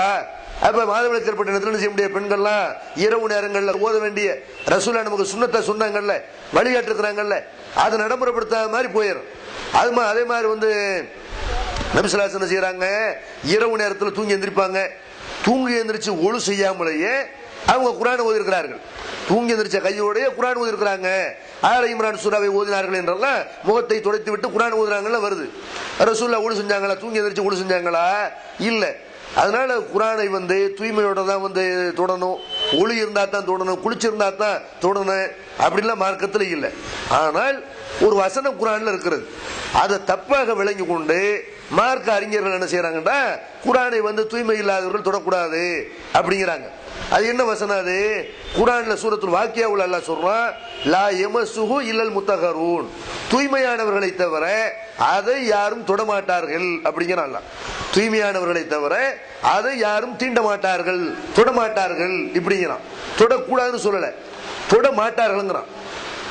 இது எதை பத்தி அல்லாஹ் பேசுனா? இது குர்ஆனை பத்தி தான் அல்லாஹ் பேசுகிறான் என்று மார்க்க அறிஞர்கள் இதுக்கு தப்பான விளக்கம் சொல்றாங்க. தூய்மையானவர்களை தவிர எதை குர்ஆனை தொடமாட்டார்கள், தொடக்கூடாது அப்படின்னு குர்ஆன் சொல்லுவதாக இதுக்கு தப்பான ஒரு விளக்கம் சொல்லுகிறார்கள். ஆனால் இந்த வசனத்துல குர்ஆனை தொடமாட்டார்கள் இல்ல. இந்த வசனத்துல என்ன வருதுன்னு கேட்டா, அதை தொடமாட்டார்கள், அதை தொட முடியாது, தீண்ட முடியும். மஸ்ன தீண்டது, அதை யாரும் தீண்ட முடியாது, தொட முடியாது அப்படிங்கிற அல்லாஹ். எதை பத்தி அல்லாஹ் சொல்றான்? அதைன்னு சொல்றான். முன்னாடி எதை பத்தி சொல்லியிருக்கிறான் அல்லாஹ்? இந்த அதை தொட முடியாங்கிறான் அல்லாஹ். அந்த வசனத்துக்கு முன்னாடி என்ன இருக்குன்னு பார்ப்பீர்களே. ஆனால் அல்லாஹ் லவ்ஹுல் மஹ்ஃபூலை பத்தி பேசுறான். இன்னஹு லகுர்ஆனுன், இந்த குர்ஆன் இருக்குதுல, இது வந்து ஃபீ லவ்ஹி மஹ்ஃபூல், பாதுகாக்கப்பட்ட ஏட்டில் இருக்கிறது. பாதுகாக்கப்பட்ட ஏடுனா என்ன? உலகத்தில் உள்ள அனைவருடைய விதி அதில் எழுதப்பட்டிருக்கிறது. உலகத்தில் என்ன நடக்கும், என்ன ஏதுன்னு எல்லா இறைத்தூர்களுக்கு வழங்கப்பட்ட வேதம் அதில் தான் இருக்கிறது. எல்லா மனுஷங்களுக்குள்ள விதி அதில் தான் இருக்கிறது. விதிப்பலகை லவ்ஹுல் மஹ்ஃபூல் என்று சொல்லக்கூடிய விதிப்பலகை இருக்குல்ல, அந்த விதிப்பலகையில தான் இந்த குர்ஆன் இருக்கிறது. அந்த குர்ஆன்ல உள்ள வசனங்களை தான் ஒவ்வொரு வசனமா ஜிப்ரீல் மூலமாக நான் முஹம்மது நபிக்கு கொடுத்து விடுறேன். அந்த லவ்ஹுல் மஹ்ஃபூல் இருக்குல்ல, ஃபீ கிதாபி மக்னூன், அது வந்து பாதுகாக்கப்பட்ட ஒரு இடத்துல இருக்கிறது. அந்த இடத்தை வந்து அந்த லவ்ஹுல் மஹ்ஃபூல்ல உள்ள குர்ஆன் இருக்குல்ல, அதை தூய்மையானவர்களை தவிர யாரும் தொட முடியாது அப்படிங்கிற அல்லாஹ். லவ்ஹுல் மஹ்ஃபூலை பத்தி பேசிட்டு வரும்போது லவ்ஹுல் மஹ்ஃபூல்ல தான் இந்த குர்ஆன் இருக்கிறது. லவ்ஹுல் மஹ்ஃபூலை தூய்மையானவர்களை தவிர யாரும் தொட முடியாது. எதுக்காக வேண்டிய அல்லாஹ் வசனத்தை இறக்குறான்? மக்காவில் இருக்கக்கூடிய அந்த முஸ்லிம் அல்லாதவர்கள் நபிகள் நாயகம் ஸல்லல்லாஹு அலைஹி வஸல்லம் அவங்களுக்கு இறக்கப்பட்ட குர்ஆனை பற்றி ஒரு விமர்சனம் பண்ணாங்க. என்ன விமர்சனம் பண்ணாங்கன்னு கேட்டா, இது வந்து முகமதுக்கு வந்து ஜிப்ரீல் இதை கொண்டு வரல, ஷைத்தான் தான் இவருக்கு இதை கற்றுக் கொடுக்குறான், ஷைத்தான் இருந்தா இவருக்கு வசனங்கள்லாம் அருளப்படுது இப்படிங்கிற மாதிரி ஒரு விமர்சனம் பண்ணான். இந்த விமர்சனத்தை மறுக்கிறதுக்கு தான் அல்லாஹ் இந்த வசனத்தை இறக்குறான். அந்த விமர்சனத்தை வேற ஒரு வசனத்துல கூட அல்லாஹ் குர்ஆன்ல சொல்லி காட்டுறான். ஒமா தனஸலத் பிஹி ஷயாத்தீன், ஷைத்தான்கள் இதை இறக்கவில்லை, ஷைத்தான் இறக்குனான்னு சொல்லாத இப்படிலாம் கூட அல்லாஹ் குர்ஆன்ல சொல்றான். அப்ப ஷைத்தான்கள் இதை வந்து இறக்குனாங்க, ஷைத்தான்கள் கத்து கொடுத்தாங்கன்னு மக்காவில் இருந்த காவியர்கள் சொன்னாங்களா இல்லையா? அதை மறுக்கிறதுக்காக அல்லாஹ் சொல்றான், அதை அந்த லவ்குல் மஹ்ஃபூல்ல இருக்கிற குர்ஆன் அதை ஷைத்தான்கள் நெருங்க முடியாதுப்பா. தூய்மையானவர்கள் யாரு? மலக்குமார்கள் ஜிப்ரீல் மாதிரி மலக்குத்தான் அந்த இடத்தை நெருங்க முடியுமே தவிர தூய்மையான வானவர்கள் மட்டுமே நெருங்க முடிகிற இடம் தான் லவ்குல் மஹ்ஃபூலை தவிர அதை ஷைத்தான்கள் நெருங்க முடியாது. மனுஷன் குர்ஆன் தொடுற பத்தி அல்லாஹ் பேசல. அல்லாஹ் எதை பத்தி பேசுறான்? குர்ஆனை பத்தியும் பேசல, மனுஷனை பத்தி பேசல. லவ்குல் மஹ்ஃபூலை பத்தி பேசுறான், அங்க உள்ள குர்ஆனை பேசுறான். அங்க உள்ள மலக்குமார்கள் தான் அதை நெருங்க முடியுமே தவிர ஷைத்தான்களை நெருங்க முடியாது. தூய்மையானவர்களை தவிர அதை யாரும் தொடமாட்டார்கள் என்றால் தூய்மையானவர்கள் என்றால் வானவர்கள், அதை என்றால் லவ்குல் மஹ்ஃபூலை என்று அப்படித்தான் எல்லாம் செய்யறான். அந்த வசனத்தை சொல்றான். அதனால அந்த வசனம் இந்த குர்ஆனை பத்தி பேசுவதாக அந்த மாதிரி தவறான ஒரு விளக்கம் சொல்றாங்க. இன்னும் சொல்ல போனால் குர்ஆனை தொடுற வகையில் அல்ல இருக்கணும். இந்த வசனத்தை சொல்லி அவங்க என்ன சொல்றாங்கடா, தூய்மையானவர்கள் தான் தொடரும் இருக்குதா இல்லையா? அதனால தூய்மையற்றவர்கள் தொடக்கூடாங்கிறாங்கல்ல, அப்படி குர்ஆன்ல இல்ல. தூய்மையானவர்களை தவிர அதை யாரும் தொட மாட்டார்கள்டா. தொடக்கூடிய வகையில தீண்டக்கூடிய வகையில லவ்குல் மஹ்ஃபூல்ல இருந்துச்சுல, அதைத்தான் அல்லாஹ் பேசுறானே தவிர ரசூலுல்லாஹ்வுக்கு இறங்குனது உச்சரிப்பா தான் இறங்குச்சு. குர்ஆனை பொறுத்த வரைக்கும் நம்ம என்ன செய்யறோம்? அப்ப இது குர்ஆன் இல்லையா? நம்ம கையில வச்சிருக்கிறோம்ல, அது குர்ஆன் இல்லையான்னு கேட்டா குர்ஆன் தான். ஆனால் குர்ஆனை பாதுகாத்து வச்சிருக்கிறோம். அது குர்ஆனை பாதுகாக்கிறதுக்கு பயன்படுத்தக்கூடிய ஒரு கருவி. இப்ப இந்த கம்ப்யூட்டர்ல குர்ஆன் இருக்கிறது இல்லையா? குர்ஆனுங்கிற என்ன? இந்த புத்தகத்தில் உள்ளதான் குர்ஆனா? கம்ப்யூட்டர்ல குர்ஆன் தான், அதுவும் குர்ஆன் தான். இப்ப தூய்மையற்றவர்கள் குர்ஆனை தொடக்கூடாதுன்னா கம்ப்யூட்டர் தொடக்கூடாதா? ஊழு செஞ்சு தான் கம்ப்யூட்டர் ஆபரேட் பண்ணணுமா? உள்ள குர்ஆன் இருக்குது. அதே மாதிரி ஒரு போன்ல இப்ப குர்ஆன் இருக்குது. தூய்மையற்றவர்கள் குர்ஆனை தொடக்கூடாது என்றால் போனை யாரும் யூஸ் பண்ண முடியாது. ஆண்ட்ராய்டுல ஆப்பிள் எல்லாத்துலயும் போன்ல குர்ஆன் வந்துருச்சு. அப்ப போனை வச்சுக்கிற கூடாதா? ஒரு மெமரி கார்டுல குர்ஆன் வச்சிருக்கிறோமே, மெமரி கார்டு எடுத்து கையில் வச்சுக்கிற கூடாதா? ஒரு ஆலிமாட்ட குர்ஆன் இருக்குமே, ஒரு பெண்ணு தொடக்கூடாது அப்படின்டா.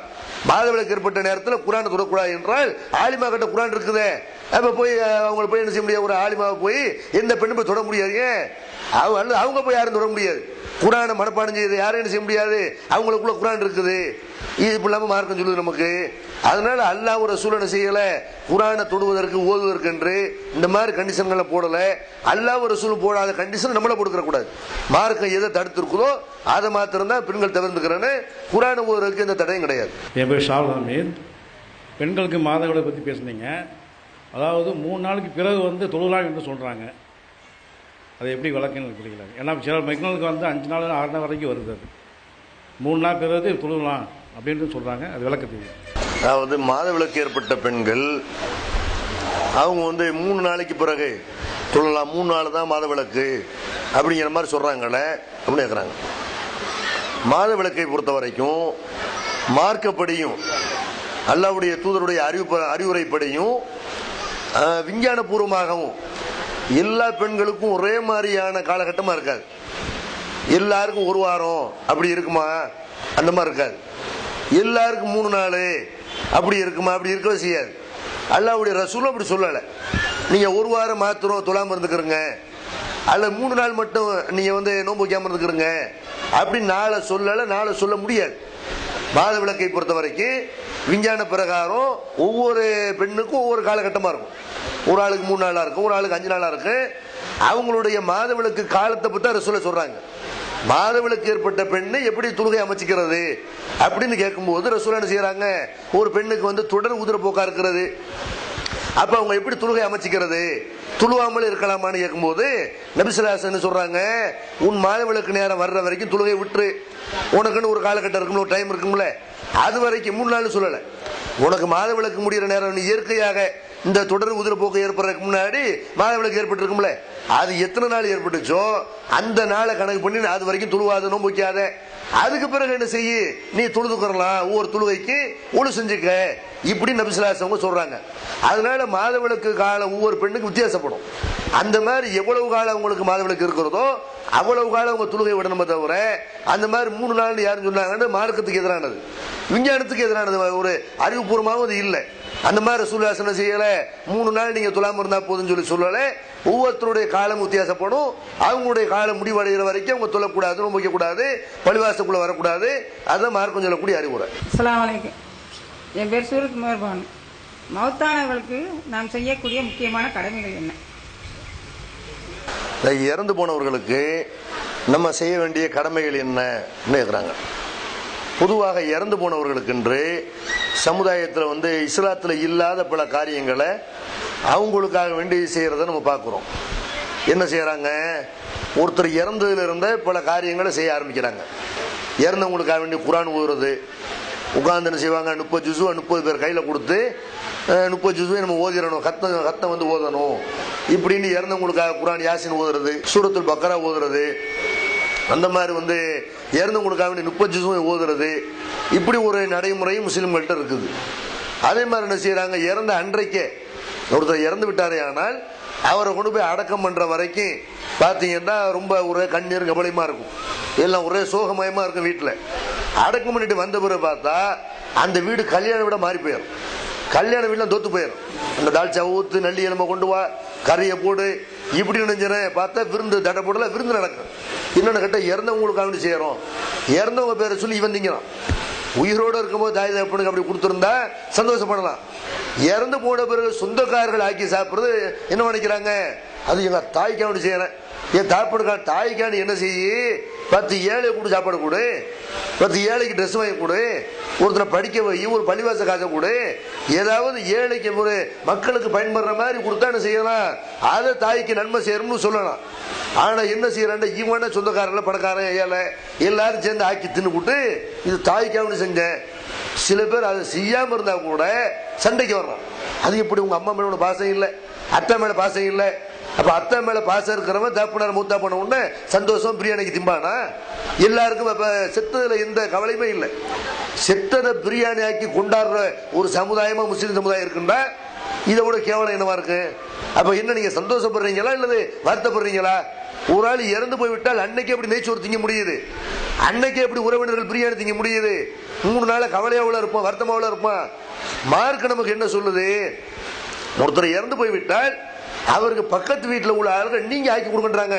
மூத்தா போன வீட்டில் உள்ள ஆளுக்கு இறந்து போயிருப்பாங்க, சமைக்கிற எண்ணமெல்லாம் உங்களுக்கு வராது, அவங்க நொந்து போயிருப்பாங்க, சாப்பிடாம இருப்பாங்க, கவலையோட இருப்பாங்க.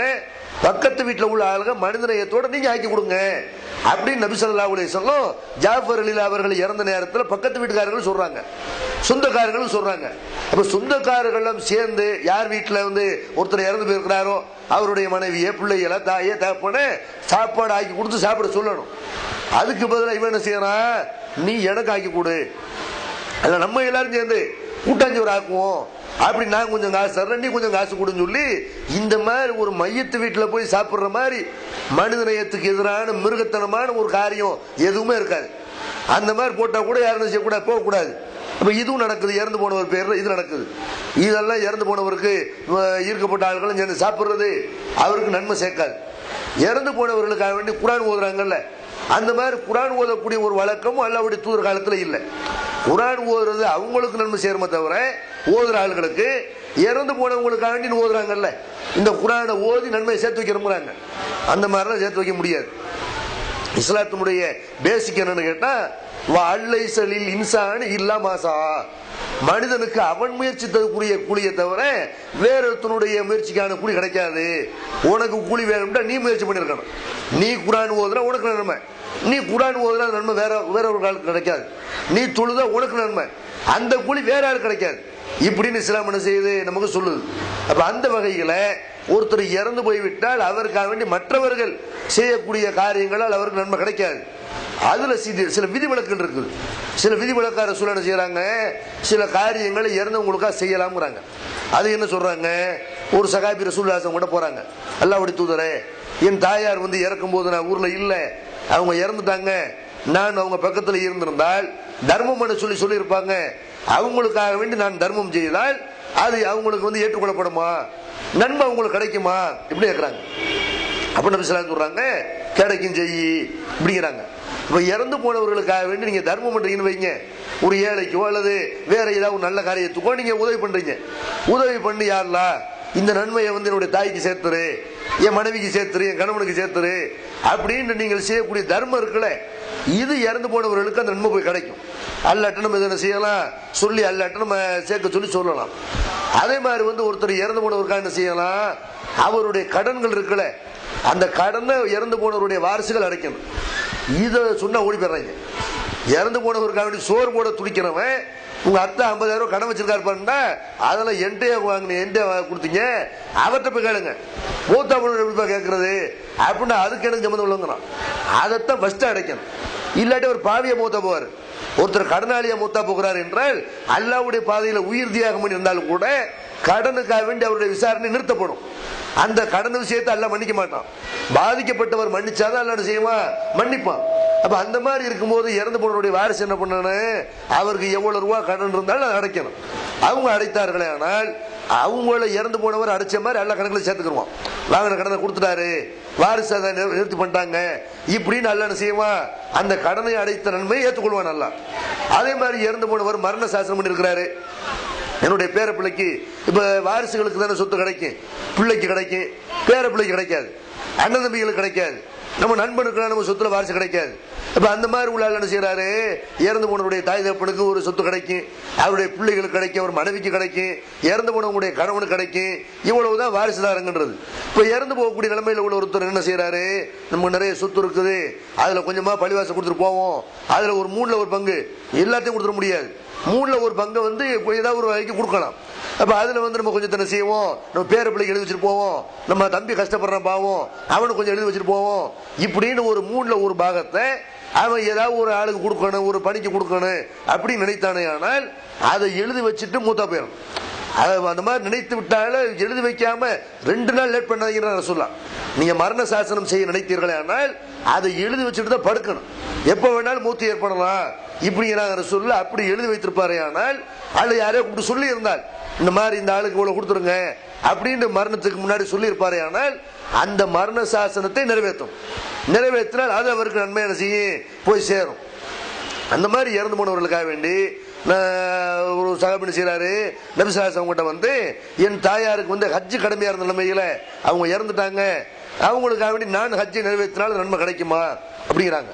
நபிசுல்லாசன் கேட்கிறாங்க, உன் தாயாருக்கு வந்து கடன் இருந்தால் நீ தானே நிறைவேற்றுவ? ஆமா. இது அல்லாவுக்கு அவங்க செய்ய வேண்டிய கடன், நிறைவேற்றுறதுக்கு தகுதியான கடன் எதுன்னு கேட்டா அல்லாவுக்கு வச்சுட்டு போன கடன். ஒருத்தர் இறந்து போயிட்டாரு, அவர் உயிரோடு இருக்கும் போதே பணக்காரரா இருக்கிறாரு, அங்க ஹஜ்ஜுக்கு போறதுக்கு சக்தி இருக்கிறது, இந்த போவோம் அந்த போன் தள்ளி போட்டாரு, இது அல்ல நாளைக்கு விசாரிப்பானே, கடனை நிறைவேற்ற போயிட்டாரு. இப்ப அந்த மாதிரி அவர் கடன் இருந்தால் எப்படி நிறைவேற்றுவீர்களோ அவர் மேல ஹஜ்ஜு கடமையா இருந்து நிறைவேற்றாவிட்டால் நீங்க அதை நிறைவேற்றணும் இப்படிங்கிறாங்க ரசூலுல்லாஹ். அப்ப இறந்து போனவர் மேல ஹஜ்ஜு கடமையா இருந்தால் அவருக்காக வேண்டி நம்ம என்ன செய்யலாம், ஹஜ்ஜை நிறைவேற்றலாம். அந்த மாதிரி இறந்து போனவருக்கு ஏதாவது நேர்ச்சை செய்திருந்தால் அல்லாஹ்வுக்கு நேர்ச்சை பண்ணிருப்பாங்க, அதை நிறைவேற்றாமலும் மூத்த போயிருப்பாங்க, அவங்களுடைய நேர்ச்சை நிறைவேற்றலாம் என்பதற்கு ஆதாரம் இருக்கிறது. இறந்து போனவருக்கு விடுபட்ட நோன்புகள் இருந்தால் அந்த நோன்பை அவங்களுக்காண்டி வைக்கலாம். ஏதாவது ஒரு நோன்பு வைக்க முடியாது. இறந்து போனவங்களுக்காக வேண்டி நான் ரம்ஜான் நோன்பு ஃபுல்லா அவங்களுக்கு பார்சல் பண்றேன் அப்படி பண்ண முடியாது. இறந்து போனவர்களுக்கு விடுபட்ட நோன்புகள் இருக்குமே ஆனால் ரமலான்ல ஒரு 10 நோன்பு விடுபட்டிருக்கு, ஒரு 2 நோன்பு விடுபட்டிருக்கு, அது நமக்கு நினைவுல இருந்தால் அவங்க சொல்லி இருந்தால் அதை என்ன செய்யலாம், அவங்களுக்காண்டி வைக்கலாம். இதெல்லாம் இறந்து போனவர்களுக்காக செய்யலாம். இறந்து போனவருடைய நேர்ச்சியை நிறைவேற்றலாம். இறந்து போனவர் மேல ஹஜ்ஜு கடமையா இருந்து நிறைவேற்றாவிட்டால் அதை நிறைவேற்றலாம். இறந்து போனவருக்காக வேண்டி துவா செய்யலாம். இறந்து போனவருக்காக வேண்டி தர்மம் செய்யலாம். இறந்து போனவருடைய கடனை அடைக்கணும். இறந்து போனவருடைய மரண சாசனத்தை நிறைவேற்றணும். இதுதான் இறந்து போனவருக்காக செய்யலான்னு மார்க்கத்தில் இருக்க தவிர இதை தாண்டி இறந்து போனவர்களுக்காக என்ன செய்யறாங்க, 3ஆம் நாள் சடங்கு இந்து சமுதாயத்தில் எப்படி திதி தேவசனம் பண்றாங்களோ அந்த மாதிரி இவங்க செய்யறாங்க.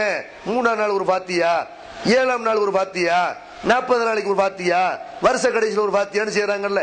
ஒரு ஆலிம் சாவை அழைத்து வந்து ஒரு நல்ல ஒரு சாப்பாடு போட்டு நீங்க எங்க அஜத்தை எங்க பாப்பா காத்துவா செய்யுங்க, எங்க அம்மா காத்துவா செய்யுங்க அப்படின்னு சொல்றாங்கல்ல. இந்த புரோகிதத்துக்கு இஸ்லாத்துல இடம் இல்லை. இறந்து போன ஒரு பேர்ல பெத்த மகன் துவா கேட்காம என்ன செய்யறான், கட்டின புருஷன் துவா கேட்காம ஆலிம் சாவை கூட்டு நீங்க துவா கேளுங்க. அவர் துவா கேட்டதான் நல்லா தருவானா? அவர் அந்த மாதிரி உளப்பூர்வமா கேட்பாரா? அவருக்கு தேவை நீங்க கொடுக்குற பணம், அவருக்கு தேவை நீங்க கொடுக்குற காசு. அவங்க தகப்பனார் சொர்க்கத்துக்கு போனா என்ன, நரகத்துக்கு போனா என்ன, அதை பத்தி அவருக்கு என்ன கவலை இருக்குது? உங்களுக்கு தான் கவலை இருக்கு. பெத்த பிள்ளையினுடைய துவா ஏற்கப்படும் ரசூலுல்லாஹ் சொல்றாங்க. ஒருத்தன் இறந்து போய்விட்டால் 3 காரியங்கள் மட்டும் அவனை பின்தொடரும். அதுல ஒண்ணு என்ன, 3 காரியங்களுடைய நன்மை அவனுக்கு கிடைக்கும். பிள்ளையினுடைய துவான்னு ரசூலுல்லாஹ் சொல்றாங்க. பிள்ளைங்க தான் துவா கேட்கணுமே தவிர துவா கேட்கிற கூட என்ன செய்யறாங்க சமுதாயத்துல, ஆலிம் சாஹிப் கொடுத்து நீங்க துவா கேளுங்க இப்படின்னு அரபியில கேட்டதான் துவா ஏற்கப்படும். அதுல 3ஆம் நாள் தான் கேட்கணும், 7ஆம் நாள் தான் கேட்கணும். யார் இதையெல்லாம் உண்டாக்குனது? நபி ஸல்லல்லாஹு அலைஹி வஸல்லம் தன்னுடைய பொம்பளை பிள்ளைங்க இறந்து போனாங்கல்ல, ரசூலுல்லாஹ்வுடைய பெண் பிள்ளைகள் ருக்கையா, உம்மு குல்சூம், ஜெய்னப் இவங்க எல்லாம் இறந்து போனாங்களே, ரசூலுல்லாஹ்வுடைய மனைவி கதீஜா இறந்து போனாங்களே, அவங்களுக்கெல்லாம் 3-7 சடங்கு பண்ணாங்களா? அப்படிலாம் பண்ணல. 40 நாள் பாத்தியெல்லாம் கொண்டாடல, வருஷ பாத்தியெல்லாம் அவங்க வைக்கல. அதனால இந்த காரியத்துக்கு இஸ்லாத்துக்கு சம்மதம் இல்லை. இந்த 3, 7, 40 வருஷம்னு ஓதுறாங்கல்ல, இந்த ஃபாத்தியாக்களை நபி ஸல்லல்லாஹு அலைஹி வஸல்லம் கற்றுத்தரல. இறந்து போனவங்களுக்காக நான் ஏற்கனவே சொன்ன 6 விஷயங்கள் தான் இறந்தவங்களுக்காக நம்ம செய்யலாம். நான் மற்றொரு நம்பருக்காக நான் கேட்கிறேன். அவர் பேர் சீனி முகமது. ஜனாசா தொழுகையில் ஒவ்வொரு தக்பீருக்கு பின்னாலும் ஓத வேண்டிய விஷயங்களை தெளிவாக விளக்கவும். ஜனாசா தொழுகையில் ஒவ்வொரு தக்பீருக்கு பிறகும் நம்ம என்ன செய்யணும் அப்படின்னு கேட்குறாங்க. ஜனாசா தொழுகையை பொறுத்த வரைக்கும் பெரும்பாலும் பெண்கள் பார்த்துருக்கிறதுக்கு வாய்ப்பு கிடையாது. பெண்களை தான் அனுமதிக்க மாட்டேங்கிறாங்கல்ல. அப்போ ஆண்களும் கூட எப்படி ஜனாசா தொழுகிறாங்க? இமாம் தக்பீர் கட்டுவார், அல்லாஹ் அக்பர் தக்பீர் கட்டுவார், அல்லாஹ் அக்பர் அல்லாஹ் அக்பர் அல்லாஹ் அக்பர்னு 4 செகண்டில் முடிஞ்சு போயிடும். ரொம்ப நேரம்லாம் எடுக்காது. அந்த மாதிரி நின்ற நிலைமையில் கையை வசத்தின செய்வார், அல்லாஹ் அக்பருங்கிற மட்டும்தான் விளங்கும். மற்ற எதுவுமே என்ன செய்யாது. இமாம் என்ன செய்யறாருலாம் நமக்கு தெரியாது. அதுக்கெல்லாம் டைமும் கொடுக்க மாட்டார் அவர். இந்த மாதிரி ஒரு 2 நிமிஷம் 3 நிமிஷத்துல தொழக்கூடிய தொழுகைக்கு பேரு ஜனாசா தொழுகையா? அதுல என்ன ஓதுனாரு? ஒண்ணுமே ஓதிருக்க மாட்டார். அல்ஹம்து சூரா கூட ஓதுறதுக்கு டைம் இருக்காது. அவரு தக்பீர் சொல்றாருல, அந்த தக்பீர்களுக்கு இடையில உள்ள கேப்ப பாத்தீங்கன்னா அவர் எதையுமே ஓதி இருக்கிறதுக்கு சான்ஸே கிடையாது. அந்த மாதிரி ஜனாசா தொழுகை வைக்கப்படுகிறது. ஆனால் நபி ஸல்லல்லாஹு அலைஹி வஸல்லம் ஜனாசா தொழுகையை நமக்கு எப்படி கற்று தர்றாங்க? ஜனாசா தொழுகையில முதல் தக்பீர் இருக்கு இல்லையா, தக்பீர் தஹ்ரீமா, அந்த தக்பீரோட சேர்த்து அதிகப்படியா இன்னொரு 3 தக்பீரை சொல்லுவாங்க, அல்லது 4 தக்பீர். ஜனாசா தொழுகையில 4 அல்லது 5 தக்பீர் சொல்லி என்ன செய்யலாம்? ஜனாசா தொழுகையை நம்ம தொழுவலாம். அதுல ஃபர்ஸ்ட் தக்பீர் தஹ்ரீமா. தக்பீர் தஹ்ரீமாவுக்கு பிறகு அல்ஹம்து சூரா ஓத வேண்டும். முதல் தக்பீருக்கு பிறகு நபி ஸல்லல்லாஹு அலைஹி வஸல்லம் செய்யறாங்க, இந்த அல்ஹம்து சூரா ஓதுறத நம்ம கற்று தர்றாங்க. முதல் தக்பீருக்கு பிறகு அல்ஹம்து கைகளை கட்டிக்கிட்டு அல்லாஹ் அக்பர் என்று தக்பீர் கட்டி நெஞ்சில கைகளை வச்சு என்ன செய்யணும்? அல்ஹம்து சூரா ஓதணும். அதுக்கு பிறகு 2வது தக்பீர் சொல்லி அல்லாஹ் அக்பர் தக்பீர் மட்டும் தான் சொல்லணும். ரசூலுல்லாஹ் கையெல்லாம் அவுத்து கட்டல, கைகளை கட்டிக்கிட்டே என்ன செய்யணும்? அல்லாஹ் அக்பர் என்று இமாம் சத்தம் போட்டு சொல்லுவாரு.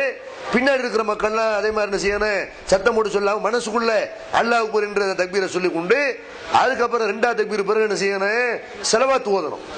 அல்ஹம்துக்கு பிறகு 2வது தக்பீர் பிறகு என்ன செய்யணும்? ஸலவாத். அந்த ஸலவாத்துங்கிற என்ன? அல்லாஹும்ம ஸல்லி அலா முஹம்மதின் வ அலா ஆலி முஹம்மதின் அத்தஹியாத்துல ஓதுறோம்ல, இந்த ஸலவாத்தை சொல்லணும்.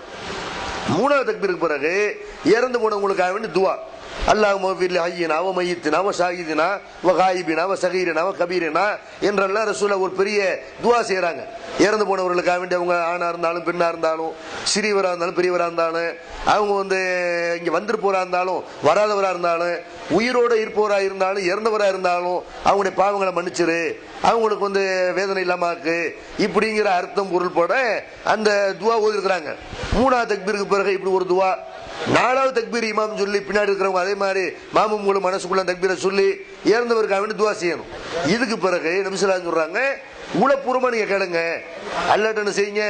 அல்லாஹ்வுடைய ரசூல் கற்றுக் கொடுத்த அந்த துவாவை தவிர உளப்பூர்வமா, யா அல்லாஹ் எங்க தாப்புனா இருக்கிற மாதிரி நீ கபர் வேதனை இல்லாம இருக்கு, அவங்க கேள்வி எனக்கு ஈஸியா இருக்கணும், கரெக்டா பதில் சொல்லணும், அவங்களுக்கு சொர்க்கத்தை கூடு அப்படிங்கிற மாதிரி என்ன செய்யணும்? உளப்பூர்வமா, தமிழ்ல உளப்பூர்வமா நீங்க கேளுங்கன்னாலும் என்ன அர்த்தம்னு கேட்டா, ஒரு வார்த்தையை சொல்லி கொடுத்து கேட்க சொன்னால் அது அரபில சொல்லணும். அப்படி சொல்லாம நீங்க கேளுங்கன்ற சொல்ல விட்டாங்கன்றா அது நம்ம மொழியில நம்ம கேட்டுக்கலாம். அப்ப அல்லாஹ்வுடைய தூதர் ஒரு துவாவை கத்து கொடுத்துட்டு இதுக்கு பிறகு நீங்க எல்லாம் உளப்பூர்வமா கேளுங்கன்றாங்க. அந்த மாதிரி தமிழ்லயோ அவரவருக்கு தெரிந்த மொழியிலேயோ ஒருத்தர் அவருக்காக வேண்டி இறந்தவருக்காக வேண்டி துவா செய்து விட்டு 2 பக்கமும் திரும்ப என்ன செய்யணும்? சலாம் கொடுக்கணும். இது குறைஞ்சது ஒரு 7 நிமிஷமாவது ஆகும். இந்த மாதிரி துழுவுறதுக்கு சனா ஓதி, அல்ஹம்து ஓதி, ஸலவாத் ஓதி, இறந்தவருக்காக துவா ஓதி, உளப்பூர்வமா துவா ஓதி, பின்னாடி இருக்கிறவங்க தக்பீர் சொல்லணும், துவா ஓதணும், அதுக்கெல்லாம் டைம் கொடுத்து இந்த மாதிரி துழுவுறா இருந்தா குறைஞ்சபட்சம் என்ன செய்யணும்? 5 ல இருந்து ஒரு 7 நிமிஷமா ஆகும். இவங்க என்ன செய்யறாங்க? 2 நிமிஷத்துல முடிஞ்சிரு ஜனாசா தொழுகை. என்ன ஓதினார்? ஓதி இருக்க சான்ஸே கிடையாது. அப்ப அந்த மாதிரி ஜனாசா தொழுகையை என்ன செய்யறாங்க? ஆலிம் சாக்கள் வீணடிக்கிறாங்க. முறையா நம்ம ஜனாசா தொழுகிறா இருந்தா இப்படிதான் தொழுவணும். 4 தக்பீர் இல்லாட்டி 5 தக்பீர். முதல் தக்பீருக்கு பிறகு அல்ஹம்து சூரா, 2வது தக்பீர் பிறகு ஸலவாத், 3வது 4வது தக்பீருக்கு பிறகு இறந்து போனவருக்காக வேண்டிய துவா, அதுக்கப்புறம் உளப்பூர்வமா நம்ம துவா கேட்கணும், கைகளை கட்டிக்கிட்டு அதுக்கப்புறம் 2 பக்கம் திரும்பி சலாம் கொடுக்கணும். இதுதான் ஜனாசா தொழுகையுடைய